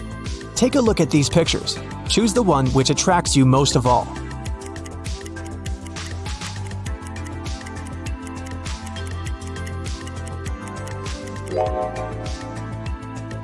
If you've chosen the first one, you're probably trying to reach a compromise in a difficult situation. No worries. Your diplomatic skills and big heart will help you bring back peace. If you've picked the second road, you're craving adventure and intense emotions. Trying new hobbies and unusual activities will help you bring bright colors to your life. If you like the third route, you're probably a sensitive and romantic person, craving for a happy and loving relationship. Make sure you've set healthy boundaries and remember to love yourself first. And if you've chosen the fourth road, you're probably overwhelmed with stress and obligations. Meanwhile, your true nature is asking for comfort, solitude, and relaxation. A shrill ringing of your phone jolts you awake. Your friend, the best detective in the city, is on the line. I don't have time to explain. I'm leaving the city in 20 minutes. You'll have to replace me for the next week or 2. Don't try to contact me. As he hangs up, you're left sitting on your bed, the phone in your hand, staring into the darkness of your room. You have to deal with your first case already in the morning. An anxious man rushes into your friend's office. I work as a cashier in a clothing store. Last night, I was the one to lock it up. As I was counting the money, the room suddenly went dark. There was some problem with the light bulb. I climbed the table and grabbed it, but by doing it, I burned my hand, jerked it back, fell to the floor, and lost consciousness. When I came to my senses, the money was gone. You examine the room attentively and realize the man is lying. What makes you think so?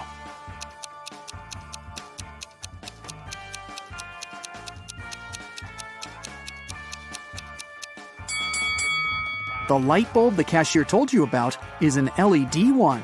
Such light bulbs don't get hot. Your first real case makes you hungry. You go to the nearest restaurant to get something to eat. But as soon as you enter, you hear loud, angry voices. A waitress and a visitor are arguing. You also ordered chicken wings, and you have to pay for this dish. It's the waitress.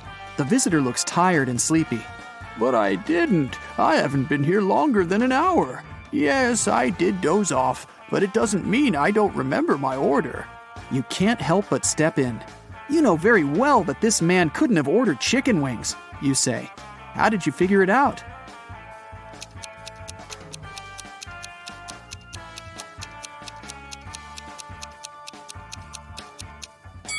You spotted a note on the wall. It says, "The kitchen works till 1 p.m. today." It's now 3 p.m. The man claims he's been there for an hour, which means he came well after the kitchen was closed. After the accident, you decide to have a meal at another cafe. But as you come closer, you see a crying lady. I was going to cross the road when some woman grabbed my purse and disappeared. I noticed her enter this cafe. Can you help me get my things back? You enter the cafe. Ah, that's my purse, right between those two women. But I can't recognize the one who took it. I didn't have time to look at her attentively. You don't need much time to figure out which woman is guilty.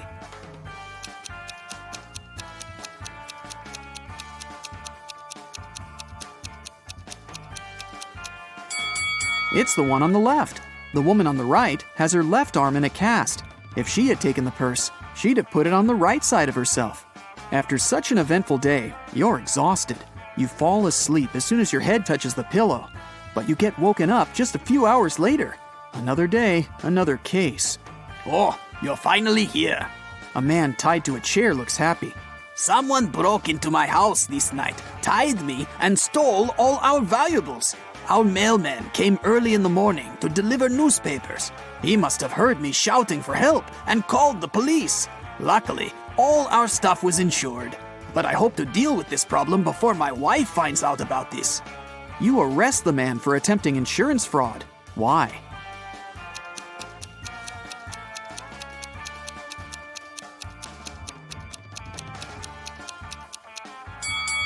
You paid attention that the newspapers were on the table in the hall, not lying on the floor near the mail slot.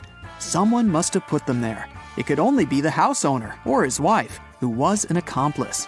After the police arrive, you leave the man's house and immediately receive a new call. Mrs. Smith claims that her neighbor, Mrs. Miller, has stolen her laundry. The woman says she hung the laundry in her backyard at 10 a.m. And when she went out of the house 2 hours later, she saw Mrs. Miller putting it in her bag. I didn't do this. It's a lie. The other woman looks angry. You look around and ask Mrs. Smith to go to the police station with you for trying to slander her neighbor. How did you figure out that Mrs. Smith was lying?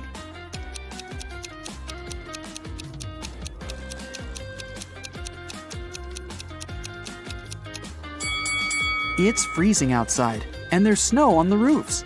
In 2 hours, damp laundry would be so frozen, it'd be impossible to fold it and put it in a bag. Your phone rings again. It's a woman who works at a museum. You must help me, she cries. When you arrive at the museum, she tells you her story. Yesterday, I stayed late at work. I needed to prepare some documents. I was sitting at this table. The overhead lights were off, and the only source of light was my desk lamp. I was listening to music when suddenly I saw a shadow to the right of the table. I realized it was a person jumping out of the open window. I immediately switched on the overhead lights and discovered that an ancient vase I kept in my office was gone. This vase costs hundreds of thousands of dollars. You didn't believe this story. Why?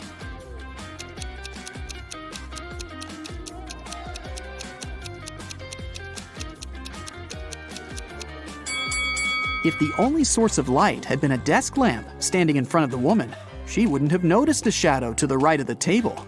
It turns out that before leaving, your detective friend gave your contacts to all his acquaintances. And now, one of them needs your help. You arrive at his jewelry store. A client came there several hours ago, planning to buy an expensive diamond ring for his wife. But someone stole his wallet right in the store. The manager, he was the one to call you, asked all the visitors who were inside at that time to stay until your arrival. You look at all these people attentively. Soon you know who took the wallet.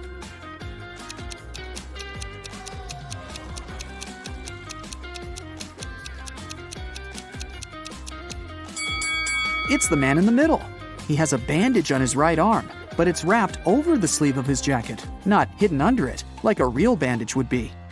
You knock on a sturdy brown door, while a woman with a bandage on her head stands next to you. A man opens the door. "Excuse me," you say. "A pot plant fell out of your window an hour ago and hit this woman on her head. I had to take her to the hospital. She's okay now, but you need to compensate this woman for the damage. May we come in?" The man turns pale, but lets you in. It can't be true. Our windows were closed because we've just returned home. I literally entered my apartment 2 minutes before you came. You realize this man is lying and call the police. How did you figure it out?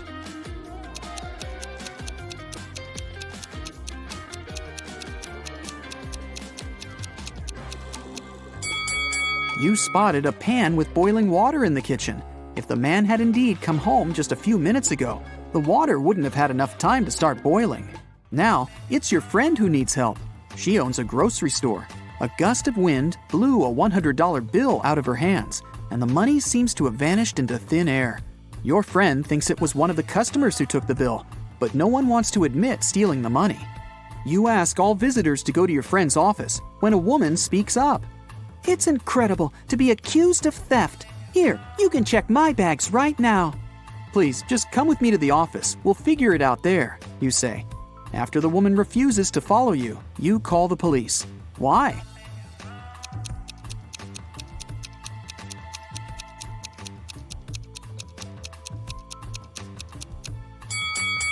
The woman is standing on the $100 bill. If she follows you, everyone will see the money.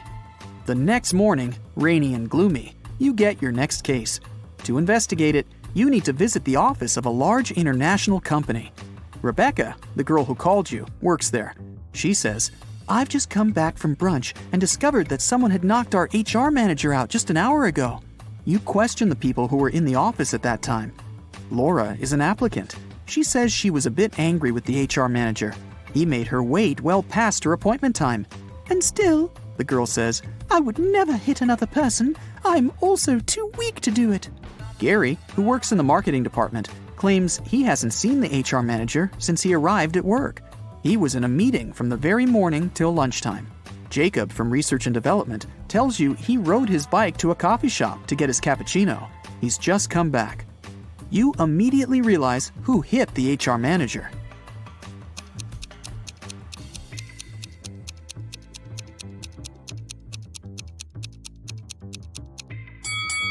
It was Jacob. Both his bike and his clothes are dry and clean. How is that possible if it's raining outside? You leave Rebecca's office and hear your phone beeping. You see a text with an address you don't know. You drive there. A man meets you at the door of a large building. He's shaking. When you enter a large dark hall, you see 2 containers filled with transparent liquid. 2 women are floating inside. They look identical. "One of them is my wife, but I can't figure out which one, and I'm allowed to open only one container." You walk around the women and examine them. Then you point at one of them. "That's your wife. How did you figure it out?"